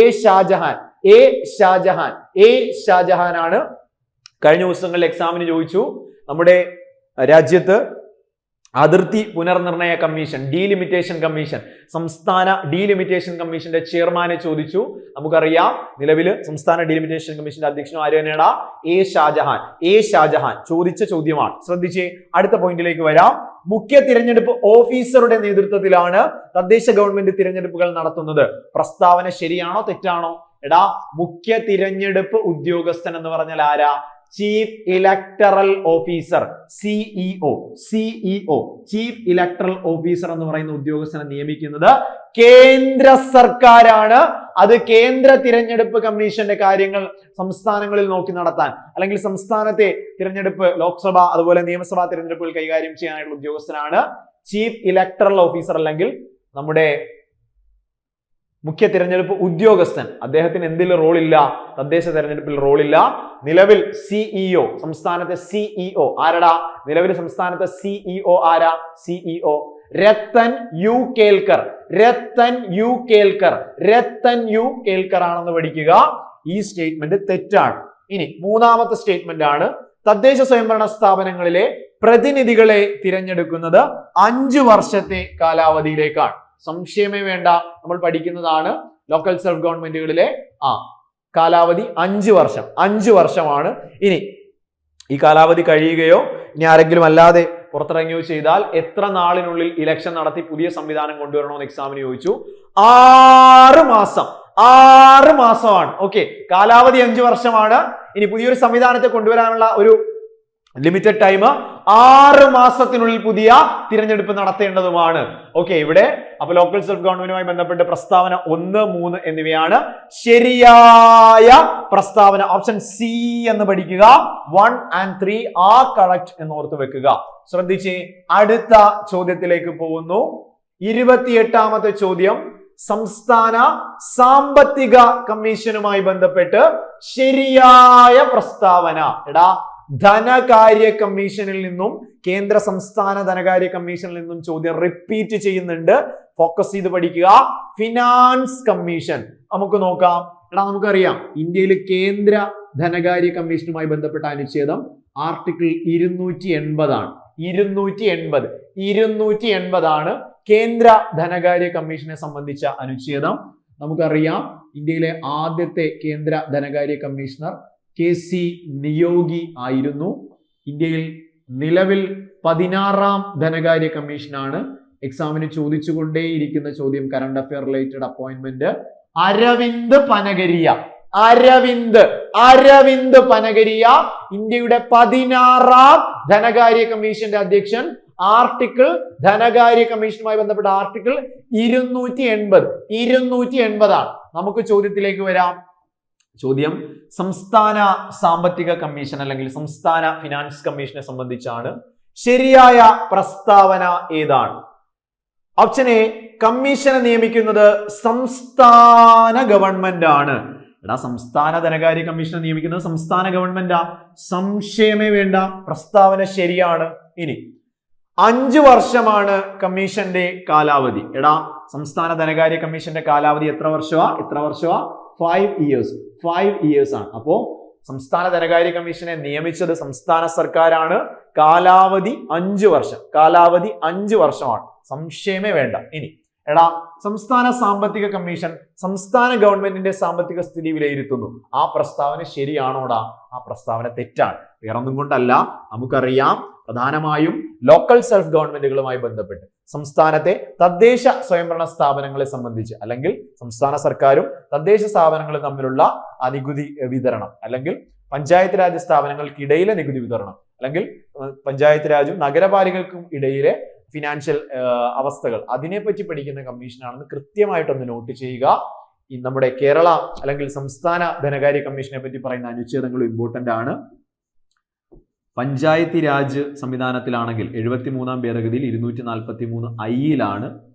73ാം ഭേദഗതിയിൽ 243 ഐയിലും 74ാം ഭേദഗതി നഗരപാലികയിൽ 243 വൈയിലുമാണ്.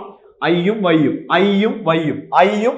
ഓക്കെ, സംസ്ഥാന ധനകാര്യ കമ്മീഷൻ ആർട്ടിക്കിൾ 243 ഐയും 243 വൈയുമാണ്. 5 വർഷ കാലാവധിയാണ്. സംസ്ഥാന സർക്കാരാണ് ഇതിനെ നിയോഗിക്കുന്നത്.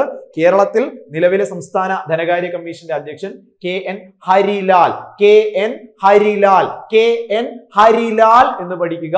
ഇമ്പോർട്ടന്റ് ആണ്. ശ്രദ്ധിച്ചേടാ. മുന്നോട്ട് പോകുന്നു. കൃത്യമായി പഠിക്കുക. അടുത്ത ചോദ്യമാണ് 29ാമത്തെ ചോദ്യം.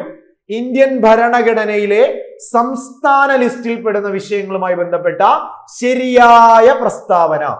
ഏതാണ്ട് 29ഓളം ചോദ്യങ്ങൾ ഡിസ്കസ് ചെയ്യുമ്പോൾ 2025 മാത്രം ചോദ്യങ്ങളാണ്. അവിടെ പോലും റിപ്പീറ്റഡ് ആയി കണ്ടു.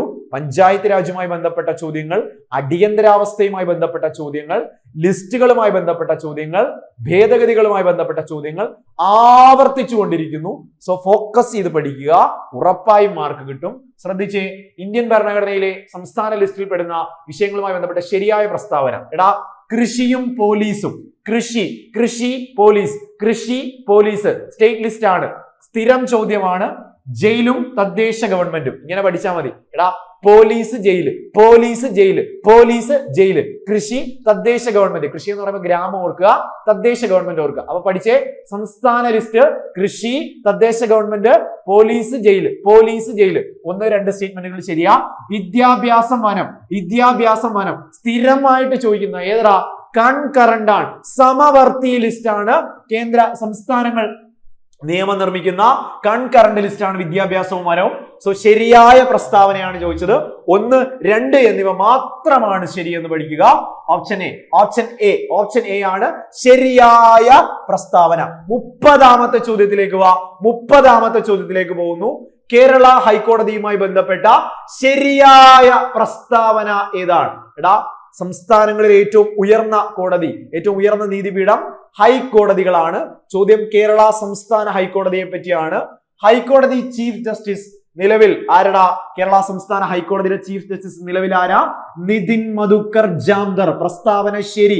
നിതിൻ മധുക്കർ ജാംദർ കേരള സംസ്ഥാന ഹൈക്കോടതിയുടെ നിലവിലെ ആരടാ? ചീഫ് ജസ്റ്റിസ് നിതിൻ മധുക്കർ ജാംദർ ആണ്. ശരിയാണല്ലോ. ഹൈക്കോടതിയുടെ ആസ്ഥാനം എടാ എറണാകുളത്തല്ലേ? എറണാകുളത്താണ്. എറണാകുളം ജില്ലയിലാണ് കേരള ഹൈക്കോടതി. എറണാകുളത്താണ് പ്രവർത്തിക്കുന്നത്. നമുക്കറിയാം ഇനി പുതിയൊരു ജുഡീഷ്യൽ സിറ്റിയുടെ പണി നടക്കുകയാണ്. അത് കളമശ്ശേരി, എറണാകുളം തന്നെയാണ്. ജുഡീഷ്യൽ സിറ്റി വരുന്നത് എറണാകുളം തന്നെയാണ്. കറണ്ട് അഫയർ റിലേറ്റഡ് ഫാക്ട് ആണ്. ഇനി തിരുവനന്തപുരത്ത് ഒരു ഹൈക്കോടതി ബെഞ്ച് പ്രവർത്തിക്കുന്നു എന്നൊരു സ്റ്റേറ്റ്മെന്റ് വന്നു. അങ്ങനെ ഒരു സംഗതി നിലവിൽ അറ്റ് പ്രസന്റ് ഇതുവരെ പ്രവർത്തിക്കുന്നില്ല. ഓപ്ഷൻ 3 തെറ്റാണ്. സോ ശരിയായ പ്രസ്താവന ചോദിച്ചു. Only 1 and 2. ഓപ്ഷൻ സി ശരിയായ പ്രസ്താവന എന്ന് പഠിക്കുക. ഇമ്പോർട്ടന്റ് ആണ്. ശ്രദ്ധിച്ചേടാ. ഇനി ഇതുപോലെ കേരളത്തിലെ നിലവിൽ ഏറ്റവും കൂടുതൽ ചോദിക്കാൻ സാധ്യതയുള്ള പുതിയൊരു നിയമനം ആരാ?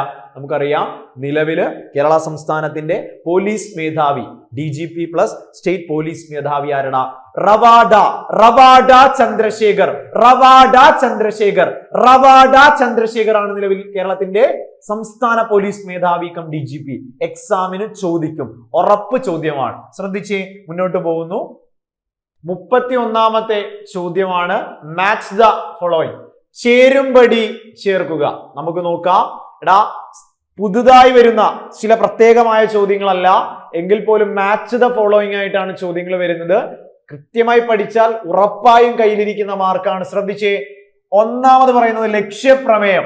എടാ, നമുക്കറിയാം ഇന്ത്യൻ ഭരണഘടനയുടെ ആമുഖം, ഇന്ത്യൻ കോൺസ്റ്റിറ്റ്യൂഷന്റെ പ്രിയാമ്പിളുമായി ബന്ധപ്പെട്ട്, അല്ലെങ്കിൽ ആമുഖത്തിന്റെ മുൻഗാമി എന്നോ അല്ലെങ്കിൽ ആമുഖം വരാൻ കാരണമായ ജവഹർലാൽ നെഹ്റു അവതരിപ്പിച്ച 46 ഡിസംബർ 13 അവതരിപ്പിച്ച ലക്ഷ്യപ്രമേയം ആരെ കണക്ട് ചെയ്യണം? സിമ്പിൾ ആയിട്ട് നമുക്ക് കണക്ട് ചെയ്യാം. ഒന്ന് ഡി ആ വരിക. ലക്ഷ്യപ്രമേയം നെഹ്റുവാ. ഓക്കെ, ഒന്ന് ഡി വരുന്നതിലേക്ക് മാത്രം നോക്ക്. ഇവരെ രണ്ടുപേരെ വെട്ടിക്കളാം. ഇനി ഭരണഘടനാ നിർമ്മാണ സഭയുടെ നിയമ ഉപദേശകൻ, ഇന്ത്യയുടെ ഭരണഘടനാ നിർമ്മാണ സഭയുടെ നിയമ ഉപദേശകൻ, ലീഗൽ അഡ്വൈസർ ആരടാ? BN റാവു ആണ്. 2A ആണ്. എടാ, ലക്ഷ്യപ്രമേയം നെഹ്റു, നിയമോപദേശകൻ BN റാവു. ഇനി മൂന്നാമത്തെ സ്റ്റേറ്റ്മെന്റിലേക്ക് വാ. ഭരണഘടനാ നിർമ്മാണ സഭയുടെ ആദ്യ ചെയർമാൻ, ഇന്ത്യയുടെ ഭരണഘടനാ നിർമ്മാണ സഭയുടെ ആദ്യ ചെയർമാന്റെ പേരെന്താ? നമുക്കറിയാം ഇന്ത്യയുടെ കോൺസ്റ്റിറ്റ്യൂഷന്റെ ഭരണഘടനാ നിർമ്മാണ സഭയുടെ ആദ്യ ചെയർമാനെ നമ്മൾ സച്ചിദാനന്ദ സിൻഹ എന്നാണ് വിളിക്കുക. 3 ഓപ്ഷൻ ബി ആണ്. ആദ്യ ചെയർമാൻ അല്ലെങ്കിൽ താൽക്കാലിക അധ്യക്ഷൻ സച്ചിദാനന്ദ സിൻഹയാണ്. നാലാമത്തെ പോയിന്റിലേക്ക് വരാം. ഭരണഘടനാ നിർമ്മാണ സഭയിൽ പ്രവിശ്യ ഭരണഘടനാ സമിതിയുടെ ചെയർമാൻ.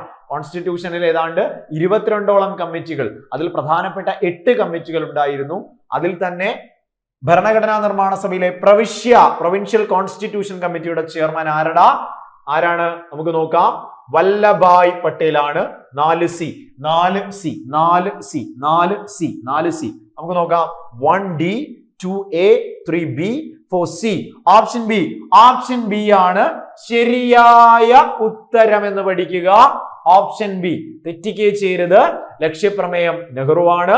നിയമോപദേശകൻ BN റാവു. നിയമനിർമ്മാണ സഭയുടെ ആദ്യ ചെയർമാൻ സച്ചിദാനന്ദ സിൻഹ. കോൺസ്റ്റിറ്റ്യൂഷണൽ പ്രൊവിൻഷ്യൽ കമ്മിറ്റിയുടെ ചെയർമാൻ നമ്മുടെ വല്ലഭായ് പട്ടേലുമാണ്. ക്ലിയർ അല്ലേടാ? ശ്രദ്ധിക്ക്. വെരി വെരി ഇമ്പോർട്ടന്റ് ആണ്. 32ാമത്തെ ചോദ്യത്തിലേക്ക് പോകുന്നു. ഇന്ത്യൻ ഭരണഘടനയിലെ നിർദ്ദേശക തത്വങ്ങളുടെ വകുപ്പുകൾ ശരിയായി ക്രമീകരിക്കുക.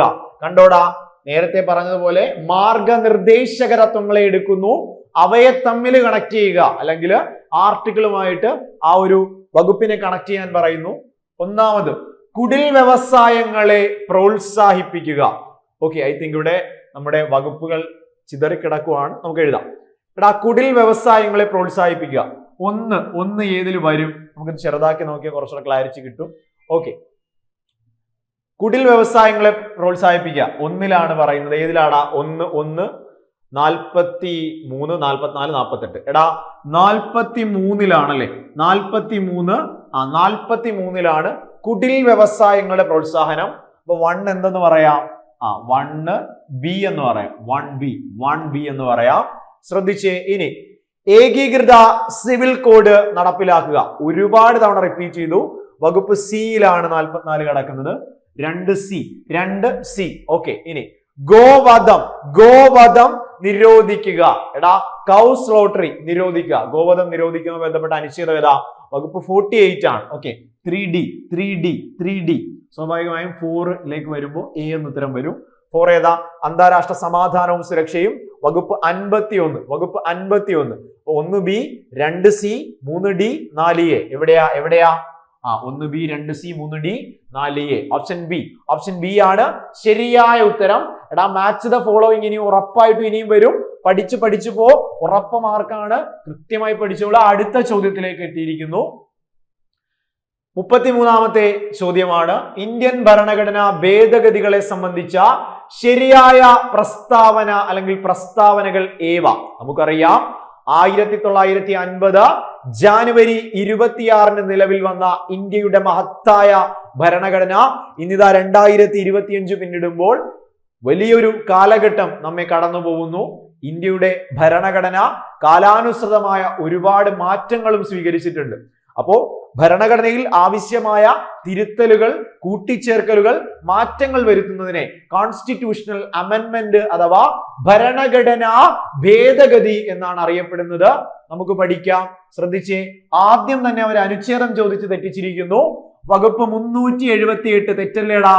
ആർട്ടിക്കിൾ 368 കൃത്യമായി പഠിക്കുക. സ്ഥിരം ചോദ്യമാണ്. Very important point. 368 368 എടാ 368 ഭരണഘടനാ ഭേദഗതി കോൺസ്റ്റിറ്റ്യൂഷണൽ അമെൻമെന്റുമായി ബന്ധപ്പെട്ട അനുച്ഛേദം 368 1 മാർക്കാണ്. കളയരുത്. ശ്രദ്ധിച്ചേ. രണ്ടാമത്തെ സ്റ്റേറ്റ്മെന്റിലേക്ക് വരാം. ഭേദഗതിയുടെ സവിശേഷതകൾ കടം കൊണ്ടിരിക്കുന്നത് അയർലൻഡിൽ നിന്നുമാണ്. ആ പ്രസ്താവന തെറ്റല്ലേടാ? എടാ കോൺസ്റ്റിറ്റ്യൂഷണൽ അമെൻമെന്റ് ഭരണഘടനാ ഭേദഗതി എന്ന ആശയം ദക്ഷിണാഫ്രിക്ക. ഭേദഗതി ദക്ഷിണാഫ്രിക്ക. കോൺസ്റ്റിറ്റ്യൂഷണൽ അമെൻമെന്റ് ആർട്ടിക്കിൾ 368 എവിടെ നിന്ന് എടുത്തു? ദക്ഷിണാഫ്രിക്കയിൽ നിന്നുമാണ് ആശയം കടമെടുത്തെന്ന് പഠിക്കുക. ഇതുവരെ ഭരണഘടന 103 പ്രാവശ്യം ഭേദഗതി ചെയ്തു. എടാ നമുക്കറിയാം ഏറ്റവും അവസാനമായി 2023 അവസാനം എപ്പോഴാ? 106-ാം ഭരണഘടനാ ഭേദഗതി. 106-ാം ഭരണഘടനാ ഭേദഗതി അല്ലേടാ? 106-ാം ഭരണഘടനാ ഭേദഗതി വരെയുണ്ട്. 103 അല്ല, 106-ാം ഭരണഘടനാ ഭേദഗതി സംഭവിച്ചു കഴിഞ്ഞു. ഇനി ഇന്ത്യൻ ഭരണഘടന ആദ്യമായി ഭേദഗതി ചെയ്തത് 50 മാർച്ച് 14-നാണെന്നൊരു പ്രസ്താവന വന്നാൽ ആ പ്രസ്താവനയും തെറ്റാണ് എന്ന് മനസ്സിലാക്കുക. 51-ലാണ് ഒന്നാമത്തെ ഭേദഗതി. 51 എന്ന് പഠിക്കുക. തെറ്റിക്കുകയും ചെയ്യരുത്. ശ്രദ്ധിക്കുക. എല്ലാ പ്രസ്താവനകളും എന്തടാ? തെറ്റാണ് എന്ന് പഠിക്കുക. ഓപ്ഷൻ എ ആണ് ശരിയായ ഉത്തരം. ഓക്കെ. സോ ഭരണഘടനാ ഭേദഗതിയുമായി ബന്ധപ്പെട്ട അനുച്ഛേദം 368 കടമെടുത്തത് ഭേദഗതി എന്ന ആശയം ദക്ഷിണാഫ്രിക്ക. ഇന്ത്യയിൽ ഇതുവരെ 2025 വരെ 106 ഭേദഗതികൾ സംഭവിച്ചു. ഇന്ത്യൻ കോൺസ്റ്റിറ്റ്യൂഷൻ ആദ്യമായി ഭേദഗതി ചെയ്തത് 51 കാലഘട്ടമാണ്. ലാൻഡ് റിഫോംസുമായി ബന്ധപ്പെട്ട കാര്യങ്ങളാണ് അവിടെ കൂട്ടിച്ചേർക്കുന്നത്. പാഠപുസ്തകത്തിലുള്ള കാര്യങ്ങളിൽ നിന്നുള്ള ചോദ്യമാണ്. ഉറപ്പായിട്ടും കൃത്യമായി പഠിക്കുക. എക്സാമിന് ഇനിയും ചോദിക്കും. ശ്രദ്ധിച്ചേ. മുന്നോട്ട് പോകുന്നു. 34-ാമത്തെ ചോദ്യമാണ്. കേരള ഗവർണറുമായി ബന്ധപ്പെട്ട തെറ്റായ പ്രസ്താവനയിലേക്ക് വരാം. എടാ ആരിഫ് മുഹമ്മദ് ഖാൻ കേരളത്തിന്റെ 22-ാമത്തെ ഗവർണറാണ്. നമുക്കറിയാം പുതിയ ഗവർണർ ഇപ്പോൾ നിലവിൽ വന്നു.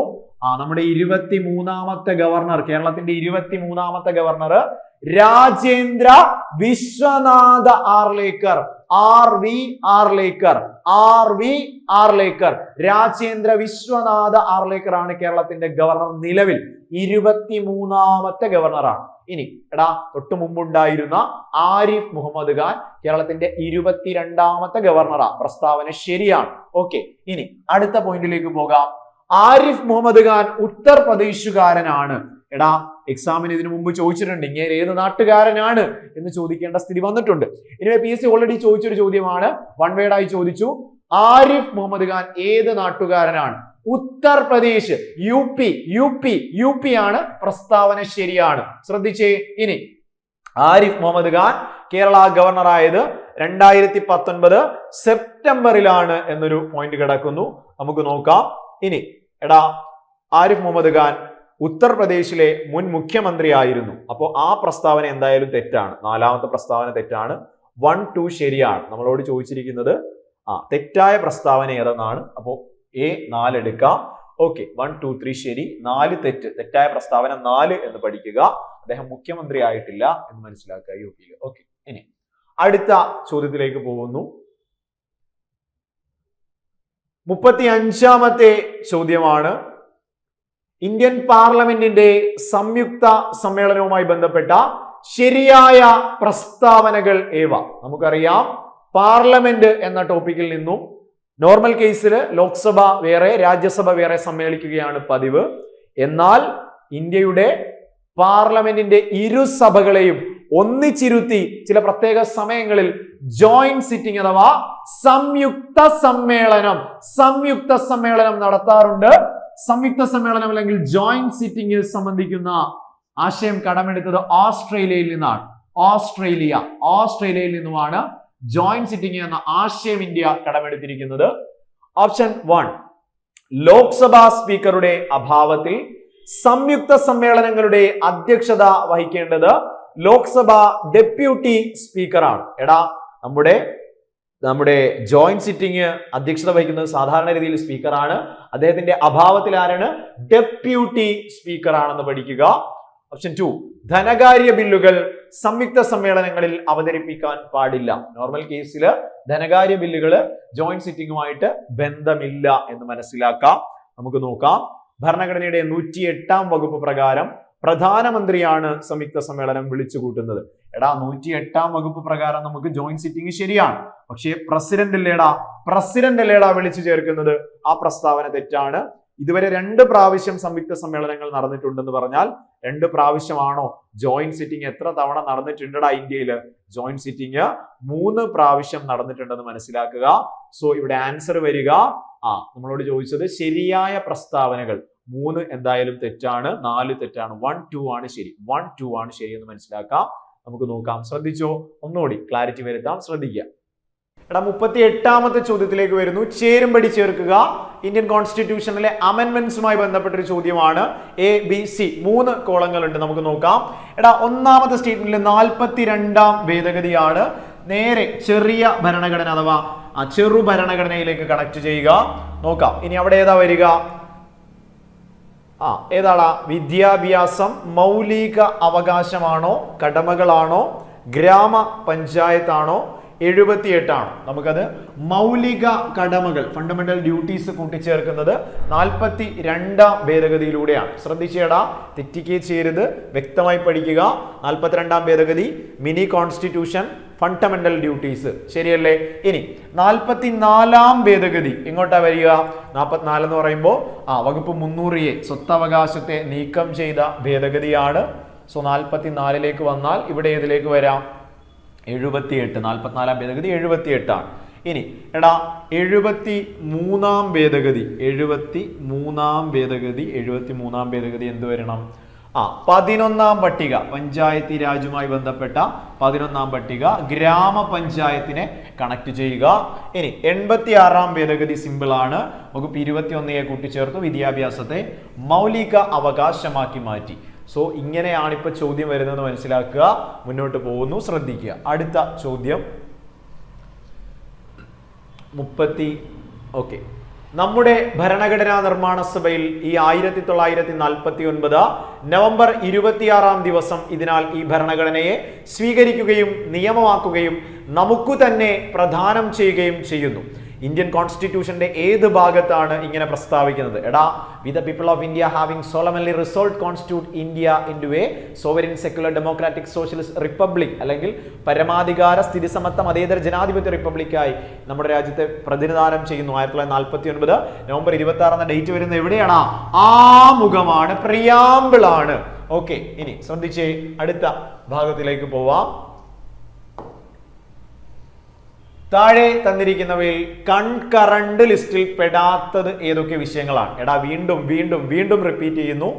വിദ്യാഭ്യാസം, വനങ്ങൾ, മായം ചേർക്കൽ, വിവാഹം, വിവാഹ മോചനം, ദത്തെടുക്കൽ, പിന്തുടർച്ച, തൊഴിലാളി സംഘടനകൾ. എടാ, വിദ്യാഭ്യാസം, വനങ്ങൾ, മായം ചേർക്കൽ, തൊഴിലാളി സംഘടന, വിവാഹം, വിവാഹമോചനവും ദത്തെടുക്കലും പിന്തുടർച്ചയും. സംശയമേ വേണ്ട, കൺകറന്റ് ലിസ്റ്റ് ആണ്, സമവർത്തി ലിസ്റ്റ് ആണ്. കാനഡയിൽ നിന്നെടുത്ത ആശയമാണ്. കേന്ദ്രത്തിനും സംസ്ഥാനങ്ങൾക്കും ഒരുപോലെ നിയമം നിർമ്മിക്കാം. വിദ്യാഭ്യാസം, വനങ്ങൾ, മായം ചേർക്കൽ, തൊഴിലാളി സംഘടന, വിവാഹം, വിവാഹമോചനം, ദത്തെടുക്കലും പിന്തുടർച്ചയും. ഓക്കെ, മുന്നോട്ട് പോകാം. ശ്രദ്ധിച്ചേ. ഇനി ഇന്ത്യൻ രാഷ്ട്രപതി ആംഗ്ലോ ഇന്ത്യൻ സമൂഹത്തിലെ 2 അംഗങ്ങളെ ലോക്സഭയിലേക്ക് നാമനിർദ്ദേശം ചെയ്യുന്ന രീതി നിർത്തലാക്കിയ ഭരണഘടനാ ഭേദഗതി.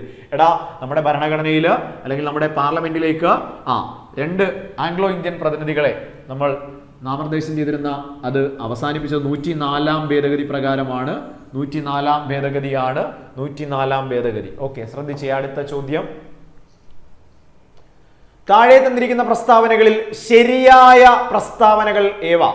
ഇന്ത്യയിലെ നിയമസഭ, ലോക്സഭാ മണ്ഡലങ്ങളുടെ അതിർത്തികൾ പുനർനിർണയിക്കാൻ അധികാരമുള്ളത് ഡീലിമിറ്റേഷൻ കമ്മീഷനാണ്. ഡീലിമിറ്റേഷൻ കമ്മീഷന്റെ ഉത്തരവുകളെ ഒരു കോടതിയിലും ചോദ്യം ചെയ്യാൻ കഴിയില്ല. ഡീലിമിറ്റേഷൻ കമ്മീഷൻ രൂപീകരിച്ചത് 51-ലാണ്. ഇതിന്റെ ആസ്ഥാനം ന്യൂഡൽഹിയാണ്. എടാ, ഈ ചോദ്യം ശ്രദ്ധിക്ക്, വെരി വെരി ഇമ്പോർട്ടന്റ്. നോക്കിയടാ, ഡീലിമിറ്റേഷൻ കമ്മീഷനുമായി ബന്ധപ്പെട്ട ചോദ്യമാണ്. ഓക്കെ, ഇന്ത്യയിലെ നിയമസഭാ, ലോക്സഭാ മണ്ഡലങ്ങളുടെ അതിർത്തി പുനർനിർണയിക്കാൻ അധികാരമുള്ള കമ്മീഷനാണ്. പ്രസ്താവന ശരിയല്ലേടാ? ഇനി കോടതിയിലും ചോദ്യം ചെയ്യാൻ കഴിയില്ല. രൂപീകരിച്ചത് 51-ലാണ്, ആസ്ഥാനം ന്യൂഡൽഹിയിലാണ്. ഓക്കെ എടാ, ഈ ക്വസ്റ്റ്യൻ എന്ത് ചെയ്തു? എക്സാമിന് ക്യാൻസൽ ആയ ഒരു ചോദ്യമാണെന്ന് മനസ്സിലാക്കുക. ഫൈനൽ ആൻസർക്ക് വന്നപ്പോൾ ക്വസ്റ്റ്യൻ ക്യാൻസൽ ചെയ്തിരുന്നു. ഇനി 42ാമത്തെ ചോദ്യം, ഇന്ത്യൻ ധനകാര്യ കമ്മീഷനുമായി ബന്ധപ്പെട്ട ശരിയായ പ്രസ്താവന. വീണ്ടും ധനകാര്യ കമ്മീഷൻ എന്നൊരു ചോദ്യം.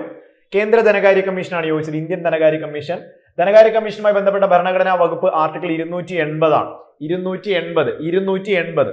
ഇതിന്റെ കാലാവധി 5 വർഷം. 5 വർഷമാണ്.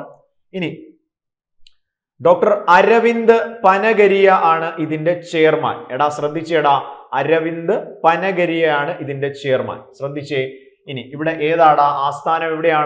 എവിടെയാണ് ധനകാര്യ കമ്മീഷന്റെ? എവിടെയാടാ? മുംബൈയിലല്ല, ഡൽഹിയിലാണെന്ന് പഠിക്കുക. 1, 2 and 4. 1, 2 and 4 ആണ് ശരിയായ പ്രസ്താവന. മുന്നോട്ട് പോകുന്നു, ശ്രദ്ധിച്ചേടാ. താഴെ തന്നിരിക്കുന്ന പ്രസ്താവനകളിൽ ശരിയായ പ്രസ്താവന ഇന്ത്യയിലെ ഓക്കെ, ഈ ചോദ്യങ്ങളോട് നമ്മൾ പറഞ്ഞു, ക്യാൻസൽഡ് ആണ്. മുന്നോട്ട് പോവാം. Who served the chief guest as the Republic celebration in India 2025? പ്രഭാവോ Subianto. Option C ശരിയായ ഉത്തരം. 44ാമത്തെ ചോദ്യത്തിലേക്ക് വരുന്നു. Consider the following statements regarding advisory jurisdiction of the Supreme Court of India. എടാ, സുപ്രീം കോടതിയുമായി ബന്ധപ്പെട്ട അഡ്വൈസറി ജൂറിസ്ഡിക്ഷനിൽ നിന്നുള്ള ചോദ്യമാണ്. നമുക്ക് നോക്കാം. Section 213 of the government of India act 35, അതായത് 1935 ഗവൺമെന്റ് ഓഫ് ഇന്ത്യ ആക്ടിലെ സെക്ഷൻ 213 എന്ത് പറയുന്നത്? The Federal Court to give advisory opinions to the Governor General. 35 government of India ആക്ടിലെ 213 വകുപ്പിലാണ് എന്ത് പറയുന്നത്? ഫെഡറൽ കോർട്ടിന് ആർക്ക് നിർദ്ദേശങ്ങളും ഉപദേശങ്ങളും നൽകാം? ഗവർണർ ജനറലിന് നൽകാം. ഇനി Supreme Court has advisory jurisdiction on matters referred by the president under article 143 of the constitution. നിലവിൽ നമ്മുടെ സുപ്രീം കോടതിക്ക് പ്രസിഡന്റിന് നിയമോപദേശം നൽകാം അല്ലെങ്കിൽ ചോദിക്കാമെന്ന് പറയുന്നത് 143. 143 എന്താണ്? അഡ്വൈസറി ജൂറിസ്ഡിക്ഷൻ ആണെന്ന് പഠിക്കുക. സുപ്രീം കോടതിക്ക് പ്രസിഡന്റിന് എന്ത് നൽകാം? അഡ്വൈസുകൾ നൽകാം. 3, the ruling of the Supreme Court is advisory and the president has the option to follow or not follow it. അതായത് സുപ്രീം കോടതി അങ്ങനെ ഒരു നിർദ്ദേശം നൽകിയാൽ വേണമെങ്കിൽ പ്രസിഡന്റിന് സ്വീകരിക്കാം, സ്വീകരിക്കാതെയും ഇരിക്കാം. ഓക്കെ, അത് ഡിസ്ക്രിപ്ഷൻ ആയിട്ട് നമുക്ക് പറയാം, അല്ലെങ്കിൽ പ്രസിഡന്റിന്റെ ഇഷ്ടമാണ്.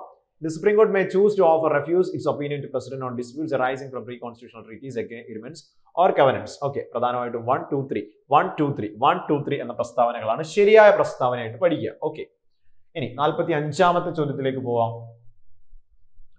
Consider the following statements related to the declaration of national emergency in India. വീണ്ടും ദേശീയ അടിയന്തരാവസ്ഥ.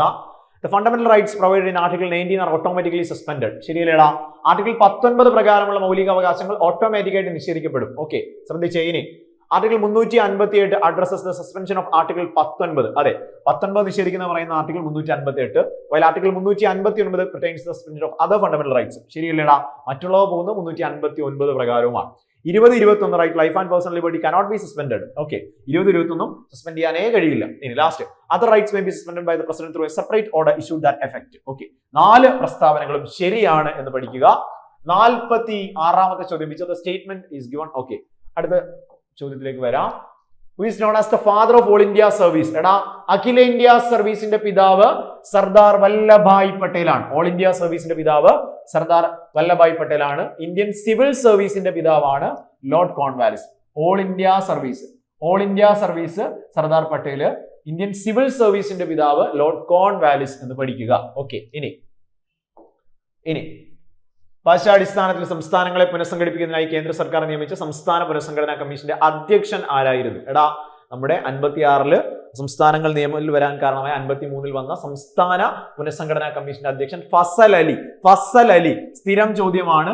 Fasal Ali, KM Panicker, HN Kunzru, Hridaynath Kunzru, KM Panicker, Fasal Ali അധ്യക്ഷൻ, ബാക്കി 2 അംഗങ്ങൾ KM പണിക്കറും HN കുൻസ്രുവാണ്. ഭാഷാടിസ്ഥാനങ്ങളിലുള്ള സംസ്ഥാനങ്ങളുടെ രൂപീകരണം.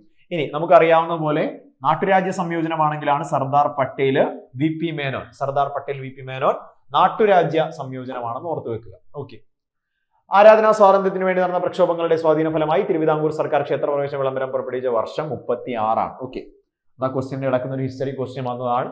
36 പഠിക്കുക. ഓക്കെ, ലാസ്റ്റ് ചോദ്യത്തിലേക്ക് വരുന്നു. താഴെ തന്നിരിക്കുന്നവയിൽ സാംസ്കാരികവും വിദ്യാഭ്യാസപരവുമായ മൗലിക അവകാശങ്ങളിൽ ഉൾപ്പെടാത്തത് ഏത്? എടാ, സാംസ്കാരികവും വിദ്യാഭ്യാസപരവുമായ അവകാശങ്ങൾ 29, 30 നമ്മൾ പഠിക്കുക. ന്യൂനപക്ഷങ്ങളെയൊക്കെ സംബന്ധിച്ച് വിദ്യാഭ്യാസത്തിനുള്ള അവകാശം എന്നത് സെപ്പറേറ്റ് നമ്മൾ 21A പറയുന്നത്. ഓക്കെ, അത് സാംസ്കാരിക വിദ്യാഭ്യാസത്തിൽ വരില്ല. ഓക്കെ, ന്യൂനപക്ഷങ്ങളുടെ ഭാഷ സംസ്കാരങ്ങളെ സംരക്ഷിക്കാനുള്ള അവകാശം, ന്യൂനപക്ഷങ്ങൾക്ക് വിദ്യാഭ്യാസ സ്ഥാപനങ്ങൾ. സോ ഇവിടെ തെറ്റായ പ്രസ്താവന നമ്മളോട് ചോദിച്ചത് ഓപ്ഷൻ A ആണ് തെറ്റായ പ്രസ്താവനയായിട്ട് പഠിക്കുക. ഓക്കെ, ഇവിടെ ഇനിയും ചോദ്യങ്ങൾ ഉണ്ടാവും. 25ലെ മാക്സിമം ക്വസ്റ്റ്യൻ നമുക്ക് ഡിസ്കസ് ചെയ്യാം. വീണ്ടും കാണാം. കൃത്യമായിട്ട് ഫോക്കസ് ചെയ്ത് പ്രീവിയസ് തന്നെ പഠിച്ചിട്ട് പോവുക. ഉറപ്പായിട്ടും 8ഓളം മാർക്കുകൾ ഇവിടുന്ന് ചോദിക്കും. കൃത്യമായി മാർക്ക് വാങ്ങുക. ഒരു മാർക്ക് പോലും കോൺസ്റ്റിറ്റ്യൂഷനിൽ നിന്ന് കളയരുത്. വാലിഡ് ആണ്, സിമ്പിൾ ആയിട്ട് കിട്ടുന്ന മാർക്കാണ്. കൃത്യമായി പഠിക്കുക, മുന്നോട്ട് പോവുക. വീണ്ടും കാണാം. Thank you so much.